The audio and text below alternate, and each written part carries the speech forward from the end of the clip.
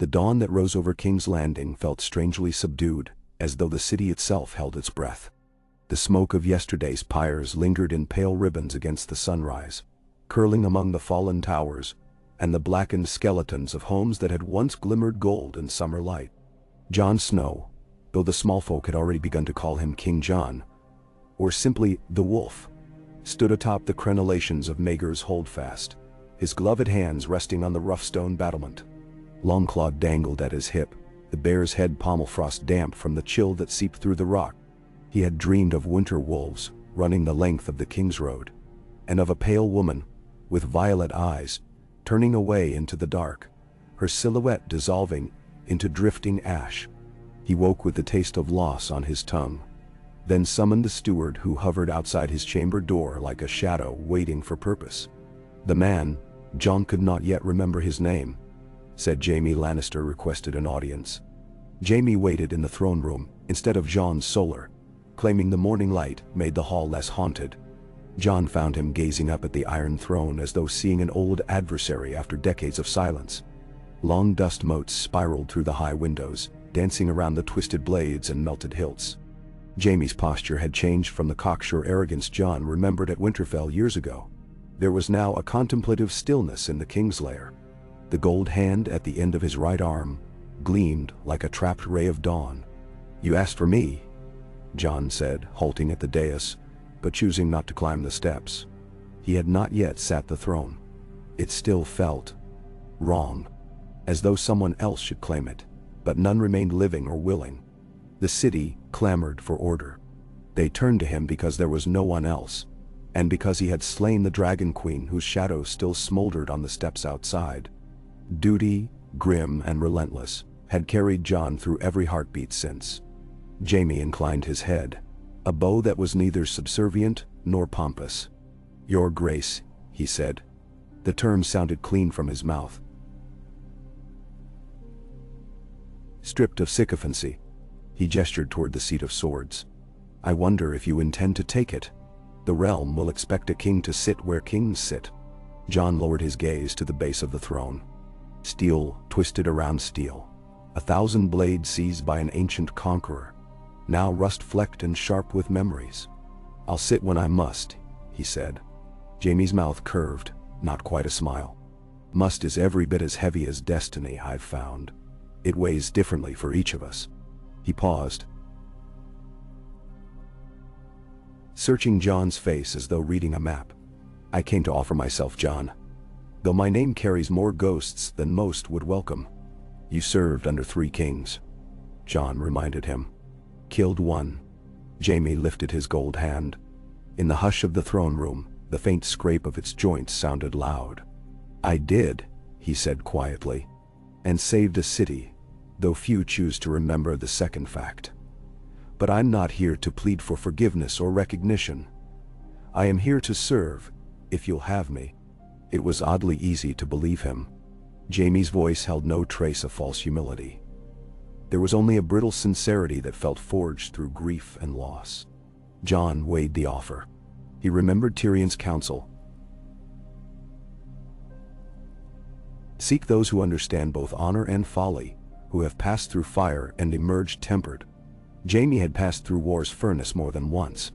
His honor had shattered, reformed, shattered again, until what was left was something spare and resilient. "You mean as a member of the council?" Jon asked. "Ace hand," Jaime answered, and the words rang against the vaulting like the toll of a bell. He studied Jon, waiting for the riposte. But Jon said nothing at first. He let the silence gather until it filled the hall. It felt like the hush before a direwolf's howl on a snowy ridge. Jaime continued softly, "I have no illusions that the realm loves me. Yet they know me, and mistrust can be wielded as well as admiration. I can stand between you and the knives you won't see coming. You understand war. You led men beyond the wall and against the dead. But Westeros will smother itself in smaller, pettier battles. Coin, grain, inheritance, oaths muttered in candlelight. I've lived long enough in court to smell the rot. Whatever else I am, I know how to cut it out before it festers." Jon thought of Maester Aemon's words, "Kill the boy. Let the man be born." He felt still half-boy sometimes, though winter's burdens had shouldered him into adulthood long ago. Yet standing before Jaime he saw the shape of a future captaincy. A man who had lost children, siblings, oaths, and a hand. A man who had killed his king to save a city. Perhaps only such a man could guide sigil and crown through the embers of dragonfire. "The North will hate it," Jon murmured, half to himself. "They will say I trust the lion who cut down my father's king." Jaime's laugh was quick, brittle. "The North already hates much. Hate can be weathered." He lengthened his stride, stepping closer. "What matters is the peace you might forge. 7 kingdoms stitched together by old wounds. You'll need a surgeon, not a champion." He held up the glimmering gold prosthesis. "My swordplay is diminished, but my mind is keen. My debts are large and payable only in service. Let me settle them." Jon studied the man's face. Age had etched lines around eyes that once glittered like bright coins. The Kingslayer's beauty had faded into something harsher, more truthful. "There are other names," Jon said. "Ser Davos, Lord Gendry, Lord Royce, men the realm would accept. They would accept them readily because they fear them little," Jaime replied. "But fear alone governs courtiers, and courtiers still sing of lions. They remember Casterly Rock's gold, though I carry none. The banner matters. Place a humbled lion beside a brooding wolf, and you send a message. The old wars are done. If Lannister and Stark stand together, who remains to cry vengeance?" Jon considered Cersei's sneer in life, the wildfire of her death. He considered Tyrion, jailed, free, finally vanished on some mercantile errand to the free cities for grain and ships. The Lannister name lay heavy with ashes. Perhaps it was time the realm saw another facet. At last he spoke the words. "Kneel then." Jaime blinked, just once. Then he bent, the old white cloak he still wore, though weather-stained now, brushing the cold stone. Jon drew Longclaw from its scabbard. The hall held its breath. The ghost of Maegor might have watched from atop the rafters. "Jaime Lannister," Jon said, voice steady. "In the sight of gods and men, I name you Hand of the King. Rise and serve." The sword touched Jaime's right shoulder, then his left. The Kingslayer rose, and when he straightened, something sharpened behind his eyes. Not triumph, nor relief, but resolve. They spoke then of practicalities. Offices to fill, food to procure before winter's tail lashed again, ravens to dispatch to surviving lords. Jaime listened, offering measured counsel. "Invite Ser Davos to master ships, Samwell Tarly to Grand Maester, once the citadel could be cajoled, Gendry to Master of Forge for the royal armories." Jon heard echoes of Ned Stark in such plain appointments. Yet they would need southern names too, to temper northern distrust. Jaime suggested Lord Tarly of Horn Hill for Master of Laws, a Reachman battle-tested beneath banners, both green and gold. There was reluctance in Jon, thinking of Sam's father's past cruelties, yet rule demanded compromise with history's jagged edges. When they parted, it was well past noon. Jaime strode down the corridor with paced deliberation, bells clanging below in the yard as carpenters hauled timber for reconstruction. Jon watched from the gallery windows, the way Jaime passed soldiers and servants. A line of devout stares followed him. Some muttered, "Kingslayer." Others bowed or quickly averted eyes. He moved through them as a man carved from the same memory-haunted stone as the city itself. That night, the Red Keep shuddered with cold. The chambers once kept for the royal family stood dark, their finery stripped by looters during the city's fall, and by scavenging commoners who melted pomp into coin. Jon chose simpler quarters near the armory. Even so, plush carpets muffled his steps, and tapestries of Targaryen dragons hung half-charred along the corridor. Ghosts prowled the shadows, silent as starlight. The direwolf's eyes gleamed red whenever torchlight flickered over his pale fur. Jon removed his cloak and set it on a chair. He poured himself watered wine from a clay pitcher, ignoring the goblet and drinking straight. The liquid stung. He seldom drank strong, but sleep had grown elusive since the day Daenerys fell. Her final breath lingered between heartbeats, a question without answer. Duty. He thought the word over and over. Duty must kill the boy. A rap on the door broke the quiet. When Jon responded, the door creaked open, revealing Sir Davos Tite. The Onion Knight's beard had grown more silver than salt. His posture stooped from weeks of sleepless labor organizing grain shipments. He stepped inside, nodding at Ghost, who huffed but did not growl. Then shut the door. "I passed the new hand pacing the courtyard," Davos said. "Looks as though he carries every stone of King's Landing on his shoulders." Jon set the pitcher aside. He took the post willingly. Davos tugged his sleeves. "I'm not here to question your choice. Different sort of worry brings me. The northern lords who rode south under your banner, Lord Glover, Lord Serwyn, Lady Lyanna's successor, they've begun to talk. They wonder when you'll return to Winterfell, crown or no. They fear another king beyond the neck will forget them." Jon rubbed his brow. The ache behind his eyes pulsed. "They'll have my word. The North remains my heart." "Words from King's Landing seldom soothe frost-bitten ears," Davos warned. He sat opposite Jon, folding his hands. "Send them home with a Stark to guide them.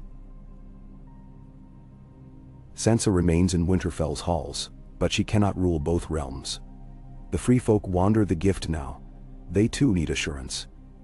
If you mean to rule 7 kingdoms, your grace, you must learn to be in 2 places at once, or send trusted ghosts to stand in your stead." Jon considered Arya, gone west of West. Bran, crowned by ravens, weaving threads no mortal hands could grasp. The Starks had scattered like seeds upon the winds, yet their roots still clutched at northern soil. "I'll write to Sansa," he said at last. "Beg her counsel." Davos nodded, satisfied. Then his expression darkened. "One more matter. Rumors speak of Dothraki raiders riding the Crownlands at night, hunting for plunder. Your men hold the city, but the outlying villages, they burn. We must act before ashes breed rebellion." Jon's stomach tightened. He thought of Rhaegal's shade soaring over the Trident. "I'll talk with Grey Worm if he still lingers at Dragonstone." "He sails tomorrow," Davos replied. "Naeth calls him. But your word could delay him long enough to leash his Khalasar. If not, Sir Jaime's first test as hand may be sooner than he expects." Jon rose, shoulders squared, and Davos followed. The candles guttered low, shadows leaping across stone walls scorched by dragonfire. In that trembling light, Jon seemed older. A man carrying the weight of 2 crowns and the memory of a queen whose ashes still clung to his boots. Later still, Jaime stood alone at the parapet above the moon pool, where in quieter times the court had listened to minstrels play beneath the stars. Now the water lay black, dotted by floating embers from nearby braziers. He traced the stonework with his remaining fingers, feeling the grooves as though they were ridges on a map of past sins. He sensed a presence before hearing it. Brienne's footfalls were unmistakable, heavy, purposeful. When she emerged from the archway, lantern in hand, he caught the steel glint of her eyes. "Sir Jaime," she said, formal now, though something softer flickered in her gaze. "Your new honor suits you." "An honor, yes," Jaime murmured. "But will it suit the realm?" Brienne stepped to his side. She leaned her great height against the wall and stared at the water. The lantern's glow limned her jaw in gold. "If you serve with the heart I know you have, it will." He gave a small, rueful smile. "Do you still believe I possess a heart beneath the armor?" "I saw it at Harrenhal," she answered simply. Memory threaded between them. A bloody bath. Confessions whispered like prayers. "The man who leapt into a bear pit to save me still beats within you." Jaime's hand tightened on the stone. "That man also strangled his cousin, stabbed his king, and abandoned his vows. My ledger is longer than the narrow sea." Brienne's glance held no pity. "The ledger cannot be erased, only balanced. Weigh your deeds henceforth against the darkness behind. Let justice serve where swords once ruled." Justice. Jaime tasted the word. It felt foreign, jagged. "Will you remain?" he asked. "The Queen's Guard, or whatever we call it now, needs commanders with true honor. I swore an oath to Sansa Stark, Brienne reminded him. Yet Winterfell stands stronger if the south is stable. Lady Sansa will accept my counsel from afar. I shall remain and serve the king, even if my post is merely to remind the hand of his promises." He laughed, and the sound startled them both, echoing across the courtyard. "Then stay," he said, "and remind me often." Ghostly wind passed over the walls, carrying bells from distant ships in Blackwater Bay. Jaime looked at Brienne. Tall, scarred, radiant with unspoken strength, and felt a glimmer of something he had thought long buried. Hope? Not for redemption. That road was endless. But for purpose. 3 days later, the small council convened for the first time beneath tattered velvets in the Tower of the Hand. The chamber smelled of plastered dust, and rose oil burned to mask the stench of scorched mortar. Jon took the seat at the table center, the direwolf sigil freshly carved into the high back. Jaime stood at his right, the golden hand clasping the pommel of a sheathed longsword. The rest of the council filtered in. Sir Davos, Master of Ships; Gendry Baratheon, Master of Forge; Samwell Tarly, who had barely returned from the Reach and wore Maester's grey, though his chain remained unfinished; Lord Tarly of Horn Hill, tight-lipped as though swallowing nettles; and finally Missandei of Nyalath, who, having refused to sail with Grey Worm, accepted a role advising on tongues and treaties. Though grief. Jon opened the meeting with simple words. "We are here to mend a realm undone by fire and war. Let us speak plainly." They spoke of food. Lord Tarly reported grain stores low in the Reach after armies had marched and battled across fields. The Stormlands fared better, and Davos offered ships to import barley and wheat from Tarth. Sam suggested levies of stored apples and corn from the Riverlands, newly free from Lannister requisitions. Jaime listened, occasionally interjecting with quiet, incisive questions. How many casks could be spared without inciting revolt? Which roads were still passable? What taxes might fund new granaries? He guided discussion like a cautious helmsman, steering the storm-scattered vessel back on course. Next came the Dothraki raids. Scouts reported Khalasars splitting into small bands, pillaging hamlets, then slipping away into pine forests. Gendry proposed forging chains for their horses. "Take away their mounts, and they're but men," he said.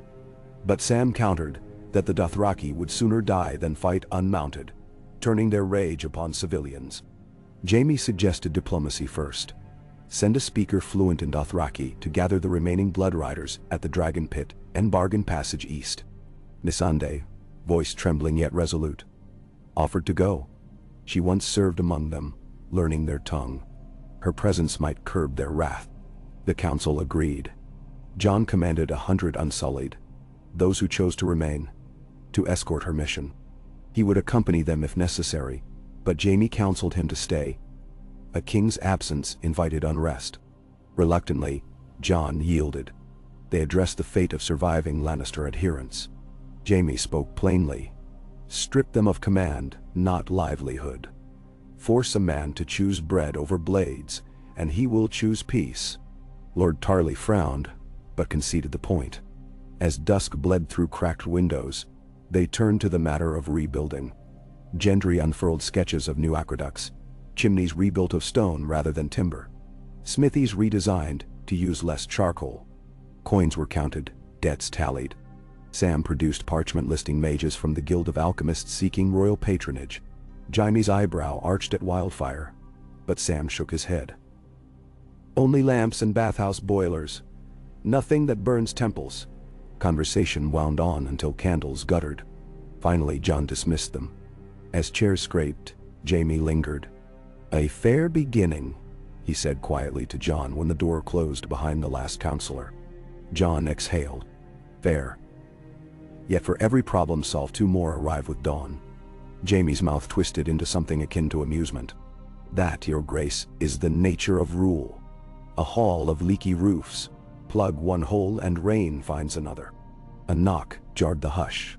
A page entered, bowing low. "Messenger from River Run, your grace. Lady Stark sends her regards." Jon took the scroll, broke the seal. The words within, penned in Sansa's steady script, carried warmth and caution. "The North remembers, but we also heal. Rule with justice, not vengeance. Winterfell stands ready. She ended with counsel. Trust your hand, but keep your own counsel on matters of heart. Jon folded the parchment. Jaime observed him, expression unreadable. Good news? He asked. She reminds me to be wary, Jon said. That is the hand's task, Jaime replied. Let me carry some of your wariness, Jon. Reserve your strength for leading. Jon met his gaze. And what shall I keep for myself then? Jaime's voice dropped. Mercy. The realm will need more of it than ever. Over weeks, King's Landing breathed anew. Market stalls buzzed, selling riverfish and loaves of oat bread.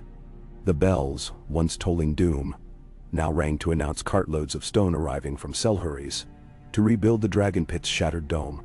Children chased each other across the plazas where dragon bones had smoldered, their laughter knitting wounds no physician could mend. Jaime walked those streets often, gold hand glinting under sun, hearing whispers trail behind. Hand of the King, Kingslayer reborn, lion on a leash. He accepted them all without flinch. In the evenings he met Brienne atop the parapet or in the training yard. She sparred with young recruits, her greatsword whistling. Jaime watched, sometimes stepping in with his left hand, though his strokes lacked former grace. She guided his footwork patiently, correcting posture with firm taps. Under torchlight he felt the echo of vitality in his veins. One night after drills, sweat pearled on their brows, she asked, "Do you miss it? The flow of battle?" Jaime flexed his shoulder. "I miss the certainty. Swing, parry, thrust. Clarity in each motion. Ruling is all feints and hidden blades." He glanced toward the red keep, rising dark against a violet sky. "But I chose this. For once the sword lies quiet by my side, and I may yet do some good." Brienne's smile was faint. "Then I shall stand with you." Hope, again, flickered. The first true test came with blood on the cobblestones. A band of Dothraki, drunk on stolen wine, galloped down the Street of Sisters at dusk, cutting silk banners from doorposts, meant for a midsummer festival. A baker protested. They slew him. His teen daughter fled to the gold cloaks. By dawn the city roared for vengeance. Crowds circled the red keep, torches aloft. "Burn the horse lords," they cried. "King Wolf, justice." Jon convened council at once. Sam argued execution would spark wider violence among remaining Dothraki.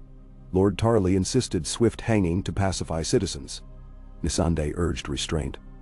Find the guilty, not punish the many. Davos suggested imprisoning the riders until the city calmed, then banishing them across the narrow sea with coin to purchase ships. Jaime listened in silence. When voices rose to fever pitch, he spoke, quiet but firm. "Bring the culprits to the dragon pit. Let the people witness a fair trial. If guilty, they face the king's justice. If not, release them." He turned to Jon. "Your father once executed a deserter himself, blade in hand. Give these people that same honesty." Jon met his hand's eyes and nodded slowly. "I will stand judgment." The trial gathered thousands beneath the ruined dome. Jon sat on a wooden dais, long claw across his knees. Jaime stood behind, Brienne at his side. The Dothraki, 7 in number, were brought in chains. Missandei translated their words. They claimed provocation. Townsfolk hurled stones, mocking their braids. Yet the murder stood. Jon pronounced sentence. Death by sword for the killer. Labor rebuilding villages for the accomplices. The crowd muttered. Some wanted heads, others nodded approval. Jon rose, drew Longclaw, and executed the murderer himself. Silence rippled outward. Justice delivered with clean steel, not wildfire. The city breathed easier. Later, in the council chamber, Jon thanked Jaime. "Your counsel spared riots." Jaime shook his head. "It was your sword that did." But Jon answered, "A sword needs a hand." Something unspoken solidified between them. Trust hammered on anvil of difficult choices. Months passed. Harvest wagons trundled in from the reach, escorted by Unsullied, whose spears gleamed in autumn's sun. Ravens whispered of Dorne's new prince wishing alliance. The Iron Islands, left restless, stirred as Asha Greyjoy pushed for trade over reaving. Gendry smiths forged plows beside swords. Sand's infirmaries tended plague victims from Flea Bottom, teaching herbs and hygiene to Septus. Every dawn new crises scratched at the door, yet each dusk closed with solutions, imperfect, but real. Jaime grew into his office like a man finding an old cloak after winter's thaw. Familiar, weathered, snug. He negotiated trade between River Run and Casterly Rock, convincing his cousin Sir Davin to lower tariffs in exchange for river grain. He drafted edicts abolishing debtors' prisons, earning him curses from moneylenders, but cheers from the poor. He listened to petitions until his good hand cramped, gold fingers tapping in restless rhythm.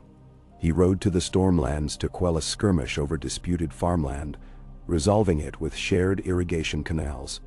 Yet ghosts persisted. One dusk he found himself before the septae where Cersei's remains lay interred, sealed by black marble. He stood long, hearing nothing but the cry of gulls. Memories curled through him.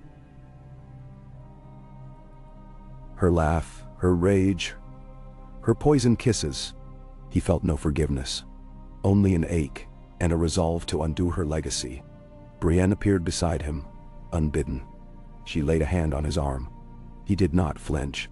"She is gone," Brienne whispered. "Not entirely," Jaime murmured.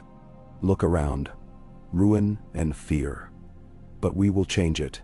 He will." He glanced toward the keep's torchlit towers where Jon's banner, direwolf and dragon entwined, fluttered. Brienne squeezed his arm. "And you, perhaps." Yet he feared failure, feared his blade would dull, his counsel falter. But each dawn he rose to try anew. Midwinter crept close. Snow brushed King's Landing for the first time in a decade. A light dusting that melted on stones but lingered on rooftops. Children shrieked in wonder. Jon stood on the battlement, letting flakes dissolve on his lashes. He thought of Winterfell's mighty snows, of Ghost bounding through drifts beneath aurora-streaked skies. Jaime joined him, cloaked in crimson trimmed with plain wool rather than silk. "The city looks clean," he mused, watching snow soften charred ruins. "It hides the scars," Jon said. "Scars remind us we endured," Jaime countered, "and that we must heal." They were silent, the hush of snow like a benediction. Then Jaime spoke. "A raven came from Old Town. The Archmaesters will send a full chain for Samwell come spring. They respect his writings on the long night." Jon smiled faintly. "He'll be pleased, and unstoppable, talking of dung fires and dragonglass." Jaime chuckled. Then his tone sobered. "Another raven from the Vale. Lord Robin asks you to visit, to counsel on governing. And Sansa writes urging you to name an heir." Jon stared northward. "I have no heir, and I have not yet earned the right to claim one." "Menders." "Earned?" Jaime raised a brow. "Rule is seldom earned, only seized or gifted. Yet perhaps you might create the world where heirs earn their crowns." He paused. "You could wed." Jon's breath clouded. "To whom? Matches or gambits? I will not bargain hearts as tokens." "Then choose one you respect," Jaime said quietly. "Respect grows into more if nurtured." Jon looked askance at his hand. "Do you speak from experience?" Jaime's eyes glinted. "I speak from hope. Rare currency." They turned back to the city. A bell began to ring, slow and sonorous. Jaime recognized the tone. The work bell, signaling the completion of the first rebuilt orphanage on the Street of Flower. A small triumph. Jon murmured. "Each stone we set seemed so slight, yet together they might build something that lasts." Jaime placed his gold hand on the parapet, its cold gleam catching snowlight. "They will," he said, "if we keep building." That night, Jon dreamed again of wolves and ashes. But when he woke, the dawn felt lighter. He rose, pulled on a plain black doublet, and went to the council chamber early. Jaime was already there, quill scratching across parchment. He glanced up. "Couldn't sleep?" he asked. Jon shook his head. "But there is work." There is always work, Jaime agreed. He pushed a document across the table. A proposal for universal grain tariffs, adjusted by population rather than acreage. It will anger the Reach, delight the North, and puzzle the Ironborn. Jon scanned the curves of ink, impressed. You stayed up drafting this? I slept some. Jaime shrugged. Time enough for rest when peace rules of its own accord. Jon set the parchment aside. He studied his hand. Gold hand. Gray stubble. Lines of fatigue at the eyes, but a fierce light within. He realized then how deeply he relied on Jaime's counsel. How the man's presence steadied him. Without Lannister cunning there would be chaos. Without Stark honor tyranny. Together perhaps they forged balance. He offered a rare smile. Thank you, Jaime. Jaime lifted a brow. For what? For carrying some of the weight. Jon hesitated. For believing I can bear mine. Jaime's return smile was brief, but genuine. You can, Jon Snow. And if you stumble, remember the realm has two hands now. The words lingered in the stillness. An oath, a promise. Outside, the Red Keep stirred awake. Hammer strikes rang as smiths shaped iron into plowshares. Ravens took flight with ribbons of snow trailing their wings. The realm, scarred but breathing, awaited its king and his unlikely hand. And in that quiet room, amongst ink-stained scrolls and cooling embers, Westeros' new chapter unfurled. Slow, deliberate, resilient as winter wheat pushing through frost. Snow pressed against the shutters all night, soft and insistent, until the Red Keep seemed adrift in a pale sea. When dawn came at last, it did so reluctantly, with a sullen gray light that seeped beneath doorposts and pooled in corners like an unwelcome guest.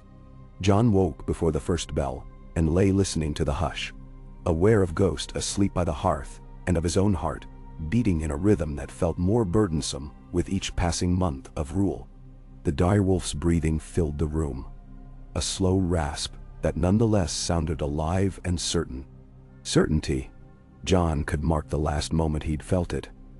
On the rag and bone ground before the Iron Throne, blood cooling on his gloves while Daenerys' final breath slipped into the vaulting.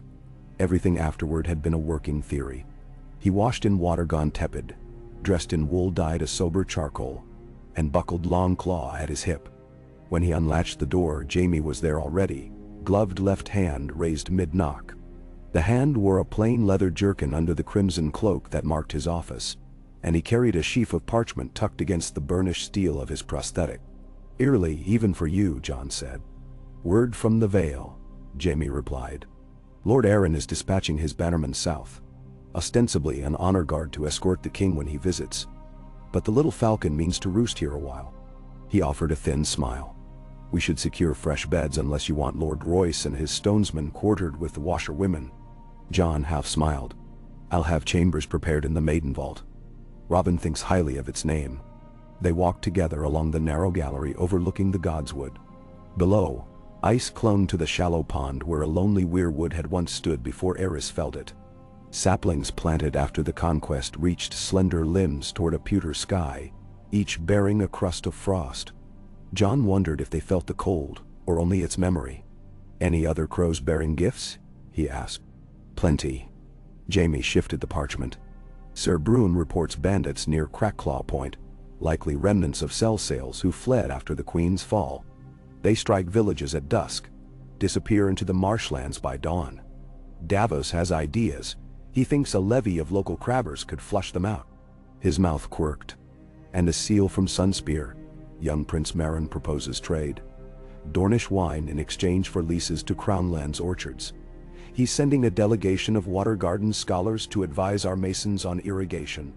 Jon halted at a window where condensation filmed the leaded glass. Dorne's prince was a child when I met him. They grow. Jaime's gaze followed Jon's.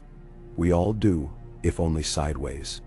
Below, men in brown cloaks pushed carts of mulch toward the kitchen gardens. Jon watched them until they vanished behind a spur of limestone buttress, then faced Jaime. Tell Davos to ready his ships for the Vale hosts. Let the Arryn banners berth at the King's Gate rather than ride the King's Road in winter. As for Dorne, accept. The realm needs wine and scholars both. He hesitated. Any word of Asha Greyjoy? She sails tomorrow from Pike with 6 longships, ostensibly trading saltfish for mainland grain. But she also brings maesters to survey harbor defenses. She wants assurance that the green lands mean peace, or the islands will keep their axes sharp. Jon exhaled. Send Sir Brienne to greet her. She'll speak plainly, and Asha will respect a straight blade. Jaime nodded, jotting notes with the quill he kept tucked behind his ear. They resumed walking. Outside the council chamber, warm light flickered under the door. Inside, Davos, Samwell, Gendry, and Missandei clustered around the battered table. A copper brazier radiated heat, scented faintly with lemon oil that Sam claimed kept illness at bay. Scrolls ringed the brazier like spokes around a hub. Davos looked up. Your Grace, good. Weather's turning. We'll need to revise harbor schedules or risk ships sitting ice-locked off Driftmark. I've scribed a chart of tides for the next moon. He spread it, ink still drying in whorls where the quill had hesitated. Jaime leaned in, scanning. Jon did the same. Lines tracked storm currents, tiny runes marked shoals. Davos' finger tapped a crescent bay. Deep water here. Safe even if winter bites. Gendry, smudged with soot despite the hour, pointed with a thick thumb. We could raise a temporary boom across the mouth. Chain forged in 2 lengths, braced on scows. Raiders wouldn't breach it short of ramming. Jaime's brow furrowed. Can your furnaces handle links that massive this season? Gendry nodded. We run 3 bellows now, thanks to the Reach charcoal shipments. Jon touched the chart. Do it. And station a garrison on the scows. 50 men rotated weekly. No. Missandei unrolled another parchment. Translations from the Dothraki wise woman you permitted to settle outside the city. She proposes a truce festival at first thaw. Horse races beyond the Blackwater. She says victory and wagers will satisfy bloodlust better than hanging chains. Davos raised white-browed skepticism. Jaime's lips lifted. Hold contests where they may bruise pride but not flesh, he mused. Spectacle buys peace. Bred in circuses, the old Volantines say. Jon considered. Let her arrange it. But no blades inside the lists. Stakes will be grain, tents, and foals. He met Missandei's eyes. Tell her winning foals must be given, not taken. The city will breed its own stock. Pride cuts both ways. She inclined her head. Across the brazier, Sam turned pages in his journal. On the matter of the Citadel, he said. Maester Ambrose agreed to dispatch a full delegation to examine our infirmaries. They also carry tomes on crop rotation and thin soils. I'd like to establish a scriptorium here. Copy treatises so knowledge isn't bottled in Old Town. And so the realm doesn't starve if one tower burns, Jaime added. Jon gave assent with a nod. Sam beamed, cheeks reddening. Meeting spilled through morning into midday. When parchment dwindled and the brazier burned low, Jon dismissed the council. He lingered as chairs scraped, waiting until the chamber thinned to him. Jaime, and the hush of falling ash from the brazier. Jaime rolled his shoulders. We should ride the streets today. Let folks see their king isn't cloistered behind stone. Then Darrell. Jon ran a hand across stubble. A city walk always births 10 new petitions. Good. Jaime's tone was mild. Petitions reveal rot before it sinks foundations. They donned plain cloaks, grays and muted reds, and descended to the yard. Ghost followed, padding between columns of recruits drilling under Brienne's watch. Her voice carried. Shield high, your heart's just meat if you lower it. She saluted the king with a raised blade, smile fleeting, then resumed barking orders. Jon and Jaime strode through the mud gate and into a thrumming river of humanity. The street of flour bustled despite frost. Stalls hawked rye loaves, dried cod, candles molded in clay cups. Steam rose from a cauldron of onion stew. The men moved unannounced, though some recognized the king's somber profile or the bright glint of Jaime's prosthetic. A woman selling ribbons thrust a strip of pale blue silk toward John. I. For luck, my lord. He pressed a copper into her palm and tied the ribbon around a child's wrist beside her. Farther along, the stench of tanneries mingled with salt air. A gaunt butcher hailed them. Your Grace, my goat pens were torched by sellswords fleeing the marshland last fortnight. He showed charred timbers. John crouched, examining. Jaime questioned specifics, numbers of raiders, direction of flight. Then promised a writ for restitution and posted sentries. They passed rubble where a sept once stood. Volunteers cleared stone, stacking salvage. A septon approached with dust-wheatened robes, bowed. King John Serhant, it gladdens us to see you. Might we raise a shrine to the Seven again? Humbler this time? Then? John thought of Daenerys' ashes scattered where the mother's statue had fallen. Build a hospice first, he said. Tend the wounded of war. When all have beds, raise your walls. The septon's eyes shone. He bowed deeper. Jaime murmured, a wise tithe, your grace. By late afternoon they reached the charred remains of Flea Bottom's rat pits. What had been a warren of misery now lay half-leveled, outlines of future wooden houses traced in lime. Children chased each other around stakes marking doorframes. One boy stumbled. John caught him by the collar, steadying. Dirt smudged the child's cheeks, but his grin was wide. Jaime ruffled the boy's hair with his gold hand, eliciting a gasp and then laughter. They trudged back as dusk iced the cobbles, cheeks stung pink. In the yard, Brienne waited with news. Raven from Winterfell. Lady Sansa accepted your postscriptum.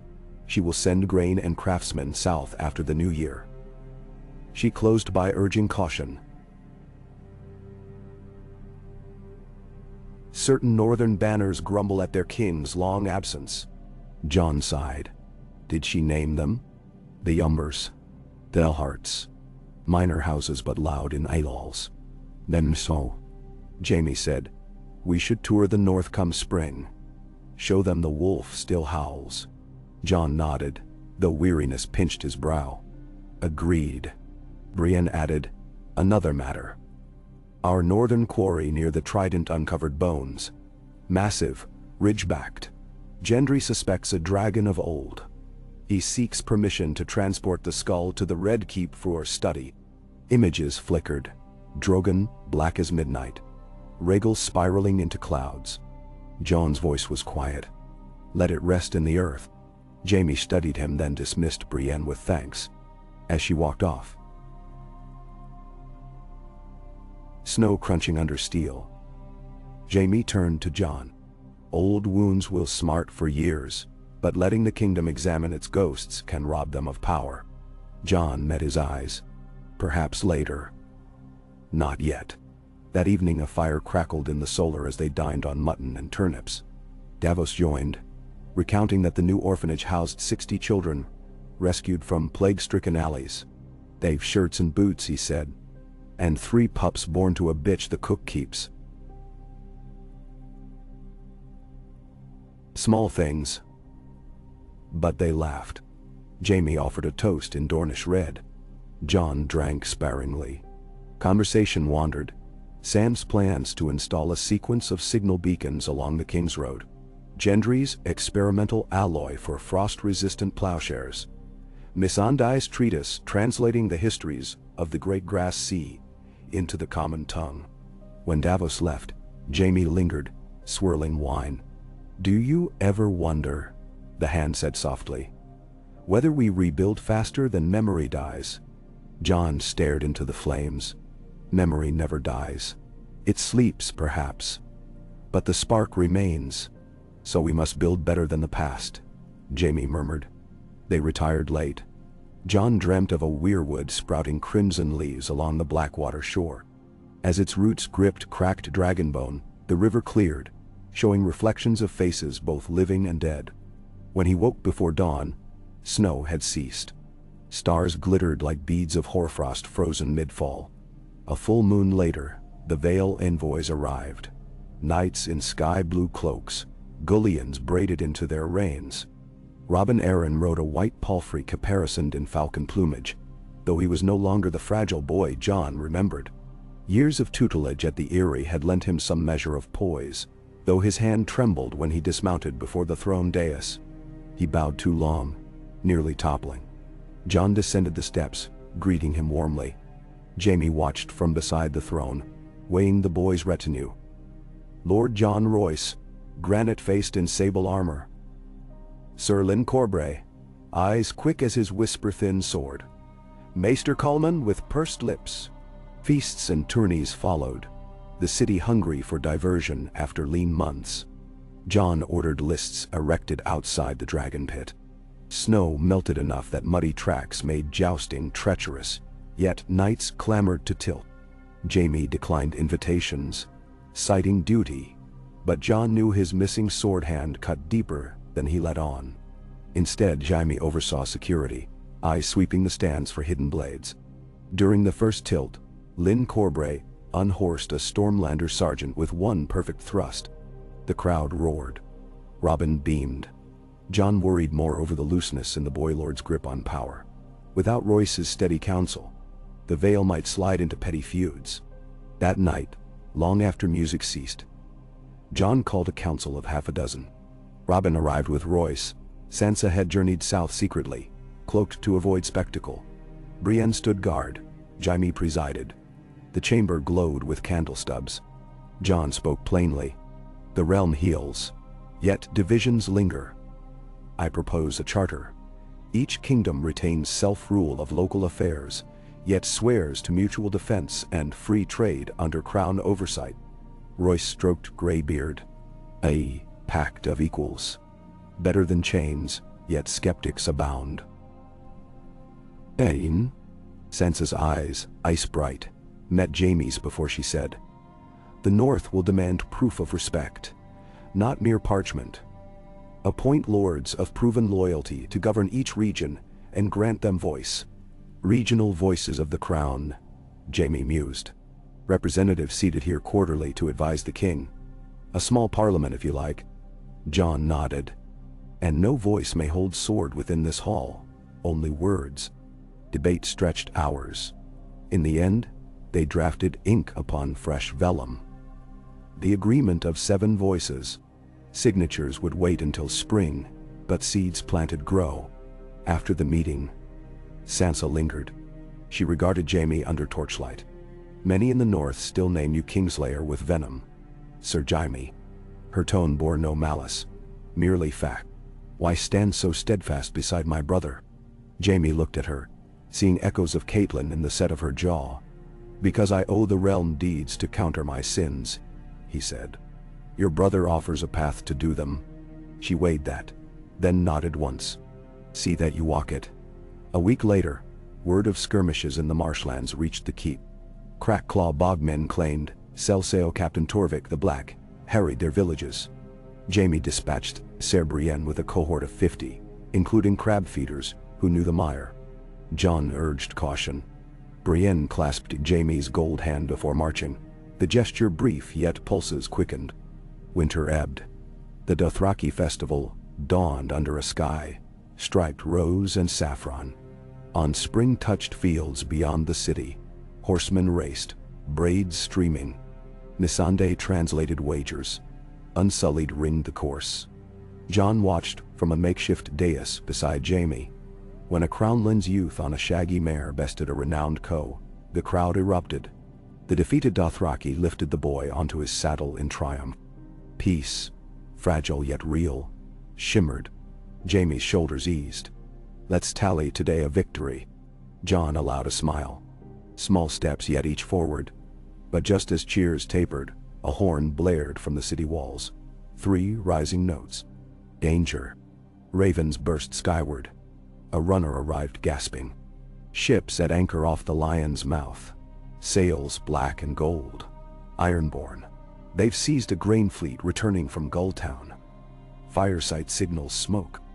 Jaime swore. Asha arrives earlier than pledged, it seems. With teeth. Jon's jaw tightened. Muster the harbor guards. Prepare ballistay on the quay. Within an hour, the quayside bristled with city archers. Davos directing punts to block entrances. Jon donned plate, Deerwolf and dragon engraved on the breast. Jaime strapped sword and dagger. Though he fought left-handed now, resolve through him shone like tempered steel.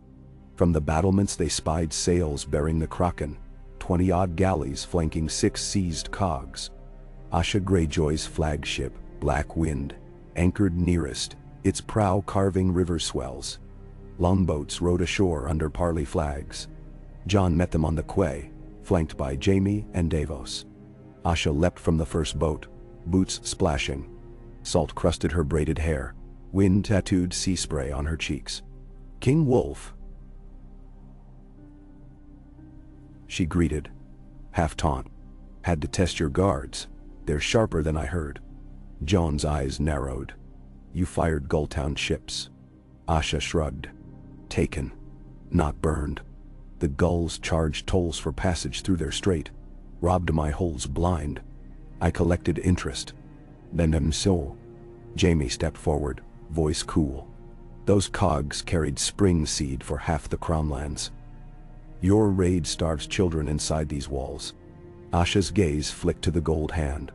"And who starved Seaguard when lions stripped our coasts? Debts spin both ways, Kingslayer." Tension coiled. Jon spoke low. "Return the grain and the captives. Trade will satisfy vengeance." Asha studied the war machines lining the quay. Ballistae taut, siege scorpions tracking. She spat seawater, then whistled. Signal flags snapped aboard Black Wind. Sailors unlashed barrels. Rigging groaned as cranes swung. Grain casks thudded onto decks. Asha spread her arms. "A gift. And I hold your promise you'll lift tariffs on iron ore. The Isles lack soil. Trade, not raids, must feed squids." "Sign a bond," Jaime said. "Break it, and our next meeting ends sharper." Asha's grin bared teeth. "I like sharp, but I like coin more." She extended her forearm. Jon gripped it, sealing bargain. 3 days of tense offloading followed. Jaime oversaw counts, ensuring no hidden blades among barrels. Asha dined with Jon in the small hall, regaling bored pages with tales of red sky storms. Over cups of arbor gold she asked Jaime, "Does your gold hand ever itch to throttle fools?" "Daily," he replied dryly. "Good. Means you're alive." When her fleet departed, minus the seized cogs, the river looked wider, emptier, the sky vast. Jon watched from the pier until black sails shrank to specks. Jaime exhaled. "We avoided war. Today," Jon murmured. "Tomorrow waits." Through spring, rebuilding quickened. Taverns reopened. Fisherfolk from Crackclaw sold oysters at dawn markets. Bells pealed weddings of soldiers to city girls. Sam's scriptorium filled shelves with new copies. Children planted pocket gardens beside stoops. The city inhaled hope. Then Brienne returned from the marshlands bearing somber news. The cell sales were routed, but crab feeder scouts found documents on Torvik's corpse. Letters sealed with gold roses and a lion's paw. Evidence Highgarden merchants financed raids to destabilize crown control and inflate grain prices. Jon clenched fists. The Reach again. Jaime studied the seal, lips pressed. Not all Reachmen. Likely a cabal of rich traders fearing royal tariffs. He met Joan's eyes. "We ride to Highgarden." Davos advised caution. "Remove the flower's petals gently or the thorns prick." But Jon and Jaime readied a royal progress. Show of authority and dialogue. They took 200 guards, Sam to audit ledgers, and Missandei for treaties. Brienne commanded vanguard. The King's Road south shimmered under budding oaks. Villagers lined fences, cheering Gaco. At Bitterbridge, Lady Caswell pledged stores. At Red Lake, House Crane offered geese. The realm, though scarred, pulsed. Highgarden loomed, living emerald sculpture. Lady Ellery Tyrell, Dowager Regent since her son's death, greeted them with measured grace. Her niece Alla served wine. Cousins peered from terraces like wary doves. In candlelit halls sweet with jasmine, they presented proof. Torvik's letters promising coin for chaos. Lady Ellery's face blanched. Enterprise of privateers," she said. "Not Tyrell's sanction." Still, Guilt painted the air. Jon demanded restitution fines. She agreed, though pride pinched. While Sam pored over vault accounts, Jon toured orchards where peach blossoms drifted on breeze. Jaime walked beside a gardener trimming roses. He knelt, plucked a fallen petal. That night, on a balcony overlooking moonlit rivers, Jaime confided to Jon, "The Reach bleeds gold, yet greed threatens to bleed us all. We need transparency, published tariffs, open ledgers. Let farmers know what coin enters which coffers." "Power despises sunlight," Jon said. "Then we forced the shutters." Back in the capital, they drafted the Edict of Open Books, mandating public record of crown taxes and expenditures, posted monthly. Lords protested. Commoners praised. Candlemakers sold out their stock as clerks transcribed copies for every square. Dissatisfaction simmered among bankers who'd pocketed hidden interest for decades. One banker, Harry Sweets, met Jaime in a shadowed alcove offering bribes to delay the edict. Jaime's gold hand closed around the man's wrist like a clamp.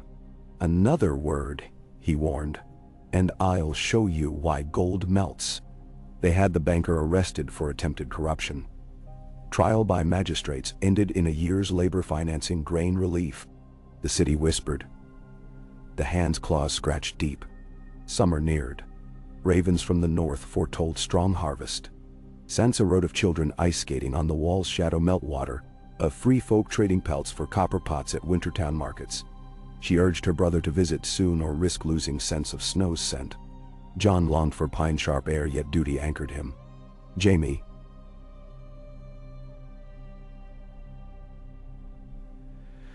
Sensing melancholy, suggested a hunt in Kingswood. They rode with a handful, Brienne, Gendry, Davos, seeking boar. In the dappled green, Jaime maneuvered his gelding with ease. Left hand on reins, gold fingers catching shafts of sunlight like small flares. Laughter rippled. For hours burdens sloughed away. During a pause near a brook, Jaime sat on a fallen log beside Jon. Birds trilled overhead. "Do you remember," Jaime said, "when life felt simple? Swing a sword, guard a king?" Jon smiled faintly. "I guarded a wall of ice to keep out dead men. Simplicity is illusion." Jaime chuckled, looking down at his gold hand. "Perhaps, yet illusions feed hope." They fell silent. Wind stirred leaves. Jon broke it. "I've considered Sansa's counsel. To wed, unite houses and quell doubts." Jaime's gaze sharpened. "And have you a name?" "I weigh them," Jon said slow. "A northern lady for heart, a southern for alliance.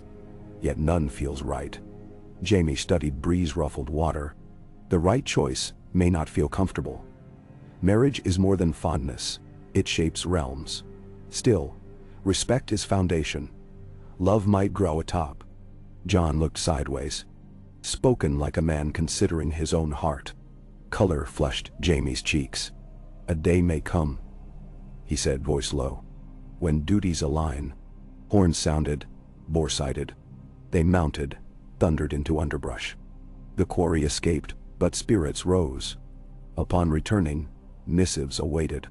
One unsealed bore the three-eyed raven's sigil, Bran, now ruling as Lord of the Green Seat beyond Winterfell's Weirwood Grove. His letter, brief yet weighted. "Storm on far horizon. Watch east. Dragons may sleep, but fire remembers." Jon pondered cryptic lines. Jaime reread them thrice. "Perhaps your brother glimpses plots unseen," he mused. "We should send agents to Pentos and Meereen. Seek whispers of Targaryen loyalists."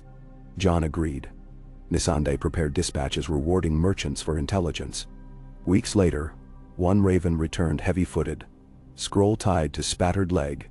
Reports of Volantine warlocks hiring cell sales, seeking the Queen's unborn legacy. Rumor of dragon eggs lost in collapse of Meereen's temple. Jon met Jaime on the tower roof, under lantern glow. If eggs exist, fanatics will crown the next tyrant. Jaime's posture stiffened. "Then let us find them first." A council convened past midnight. Davos proposed covert procurement operatives, funded through spice traders. Gendry offered to forge false keels to smuggle cargo discreetly. Sam recalled ancient treatises on incubating petrified eggs. He would scour archives for verification. Jon authorized the mission, naming it Operation Iron Ember. Days blurred. Riders dispatched. Codes arranged. Jaime supervised, turning the Hand's chambers into a warren of ciphered maps. Tension knotted his shoulders, yet beneath weariness gleamed excitement, purpose akin to clasping a sword hilt again. At Midsummer Festival, bonfires lined the Blackwater embankment. Citizens danced. Jon walked among them, cloaked plain, ghost trotting ahead. Children petted the direwolf, shrieking delight. Jaime followed, unnoticed by many until torchlight flashed upon gold. A girl offered him roasted chestnuts. He paid in silver. Her mother stared at the prosthetic, then whispered, "Thank you, sir," as if absolving an old fear. Later, they stood by the river, watching sparks ascend. Jon said, "Do you believe we can erase the scars?" Jaime shook his head. "Scars are maps. They tell where we've erred. Our task is to walk forward wiser." Jon's reply was lost in the roar of a floating pyre ignited downstream. Effigy of a dragon, wings aflame, drifting on dark water until consumed. Citizens cheered as sparks whirled skyward. Autumn crept. Harvest wagons crammed Gate of the Gods. The first council of 7 voices assembled. Sansa for the north, Robin for the Vale, Asha, surprise choice. For the Isles, Lady Allery for Reach, Sir Davos representing Stormlands until Gendry's majority recognized, Missandei for Crownlands, and Prince Meryn for Dorne via proxy. Debate raged civilly. Tariffs, roads, pardons for war orphans. Jaime chaired, gavel carved from melted swords. He kept order with wit, letting passion vent yet steering toward resolution. Even Sansa, cautious, later confided to Jon, "Your hand wields diplomacy like a blade." Sharp but balanced. Months flowed.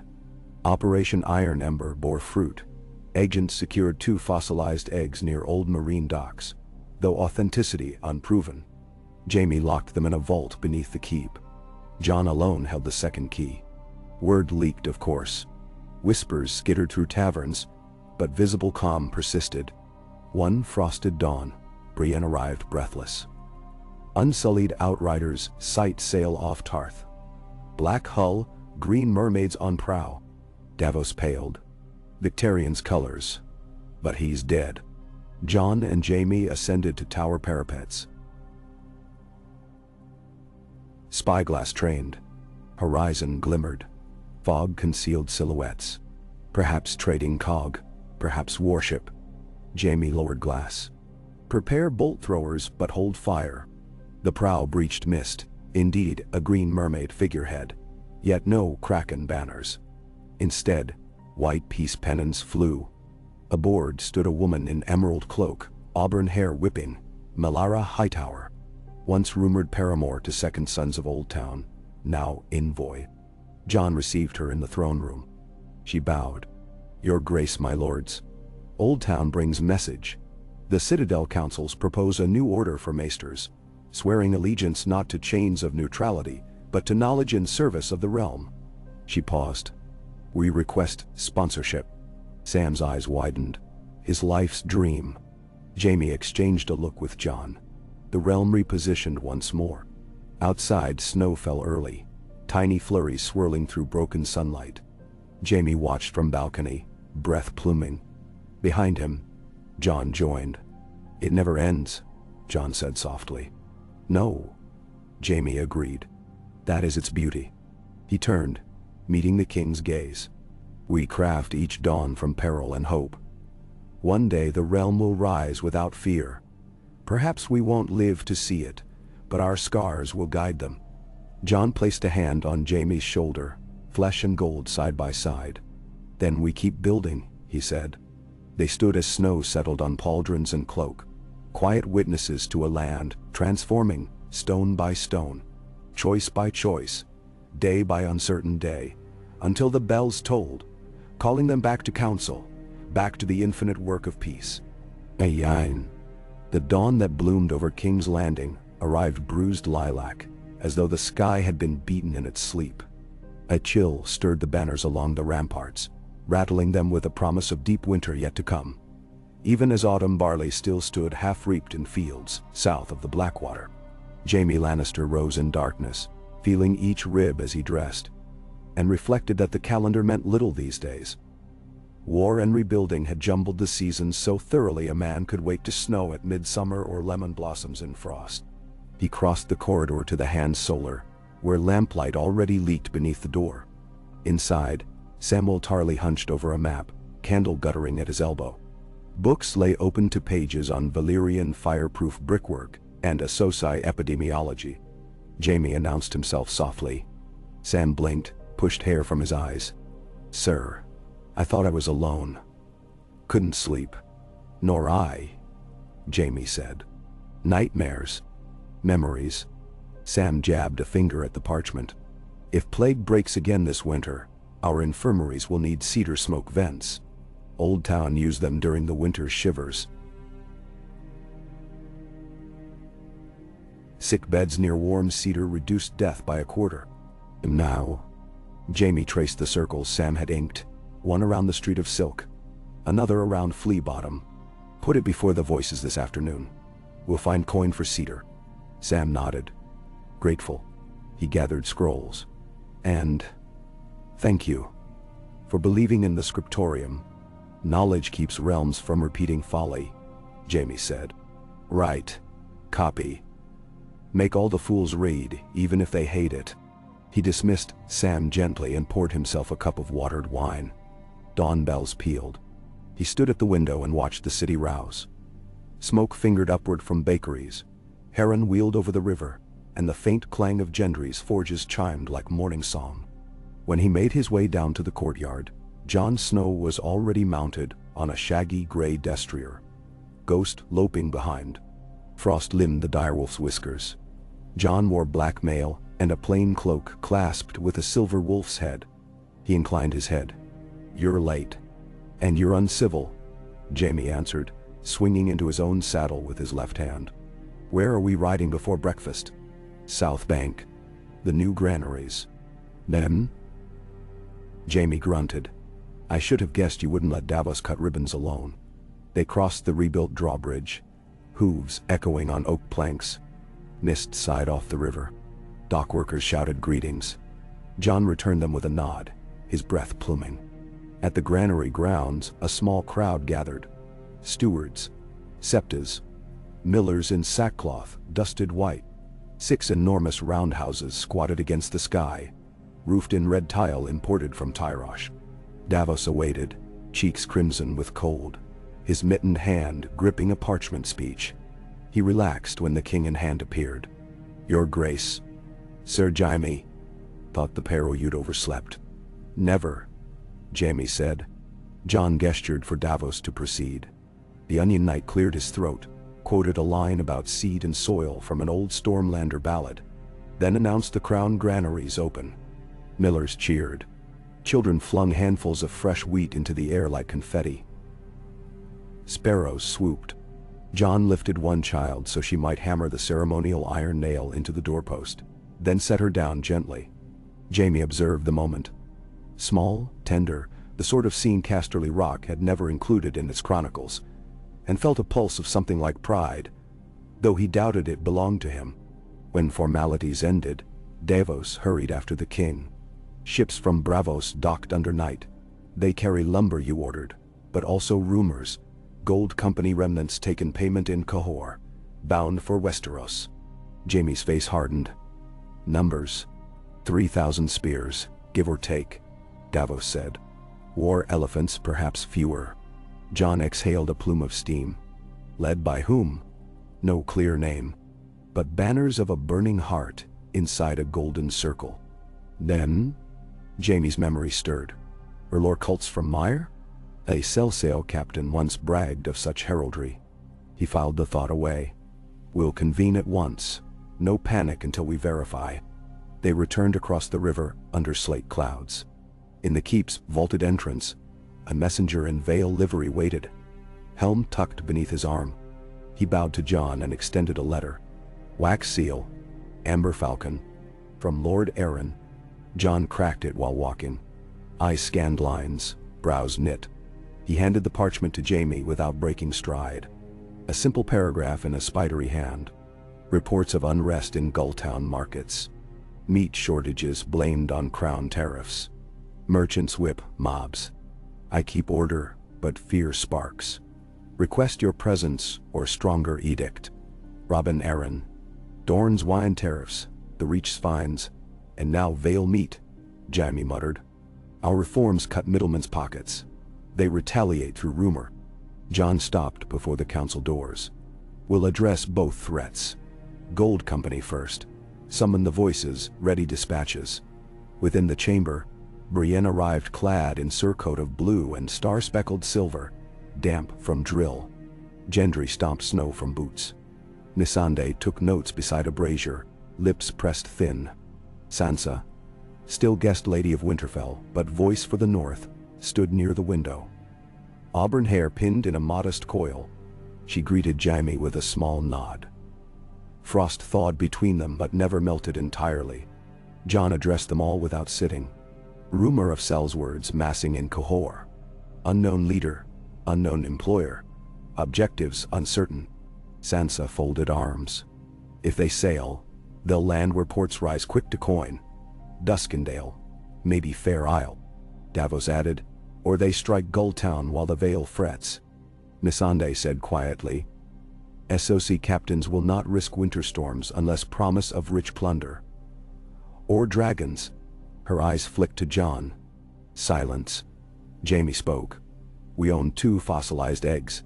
If word leaked, a pretender might claim them as rallying cry, true or false. Gendry scowled. We shouldn't have kept them, break them, be done. Sam shook his head. If they're dormant stones, smashing gains naught.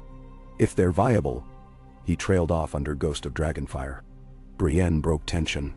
Whatever the motive, we must prepare defenses. I'll double harbor watches, ready the mud gate. Jaime nodded. And we send ravens to Qohor. Offer 10,000 gold dragons for confirmation of any contract signed by the Gold Company. Coin buys truth. Discussion shifted to Robin Aaron's plea. Sansa clicked tongue. My cousin has spine but no claw. Gulltown merchants smell weakness. Jon considered maps. We cannot sail north and east both. I'll send a royal envoy, Lord Tarly and Samwell. Hornhill's harvest has weight with trade guilds. Sam's archives hold statutes on port levies. A show of law and grain will quell dissent. No. Lord Tarly, stone-faced since his installment as Master of Laws, accepted with curt nod. Sam gulped but squared shoulders. The council ended in a flurry of scrolls. Jaime lingered by the hearth where Sansa warmed her hands. Emberlight danced on her rings. You watch him closely, she said without turning. My duty, Jaime replied. And your care, she added. He trusts you more than any of us. Jaime considered.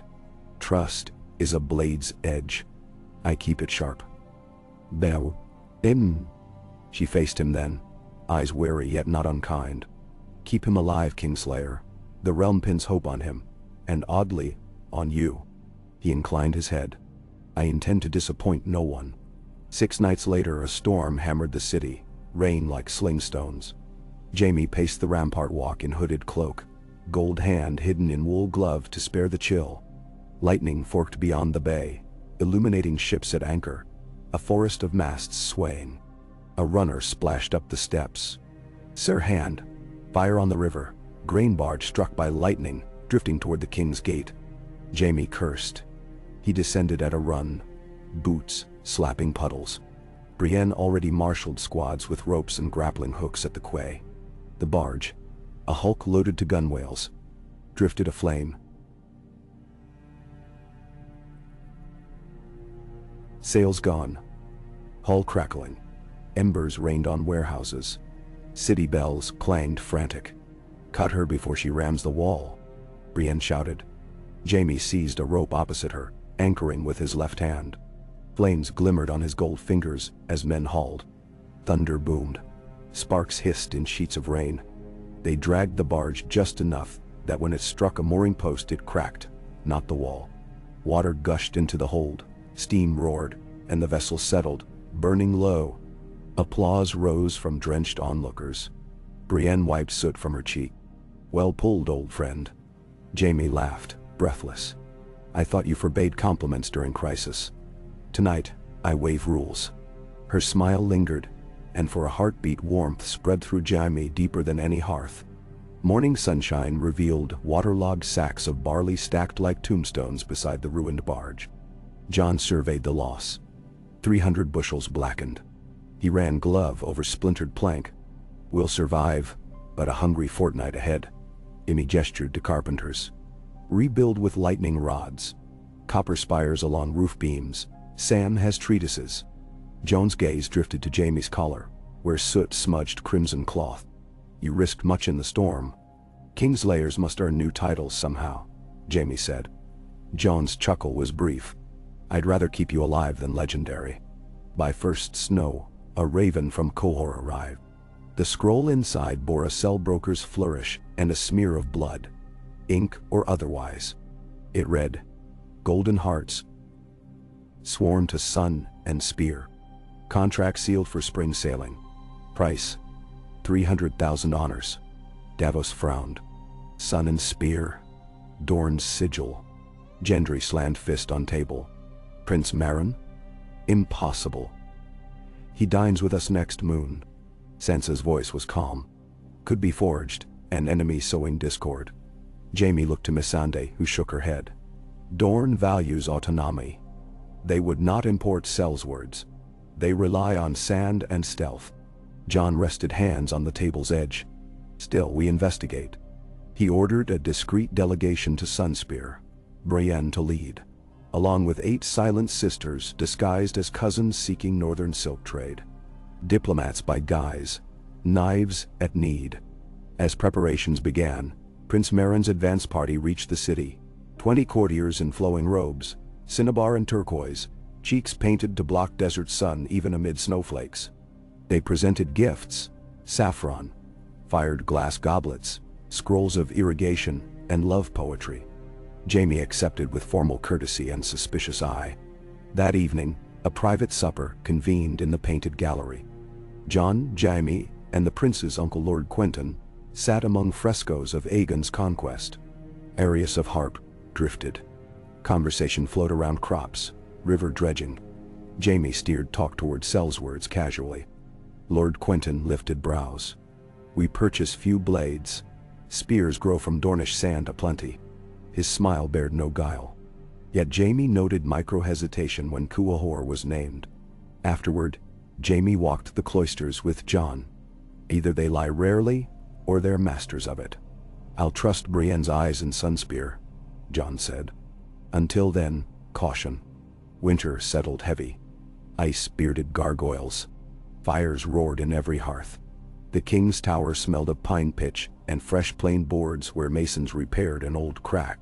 One night, as the city lay muffled in snow, Jaime found the door of Jon's solar ajar. He rapped once, entered. Jon stood by the weirwood carving Sam installed beside the fireplace, white wood gleaming red leaf veined. He held Bran's latest raven letter. "He writes of shadows on the sea," Jon said. "Ships bigger than any the Ironborn build, hulls black as moonscape, headed west from Valyria's ruins." "None." Jaime frowned. "The smoking sea still churns with sorcery. Nothing lives there but ghosts. Yet something sails." Jon's face looked carved from worry.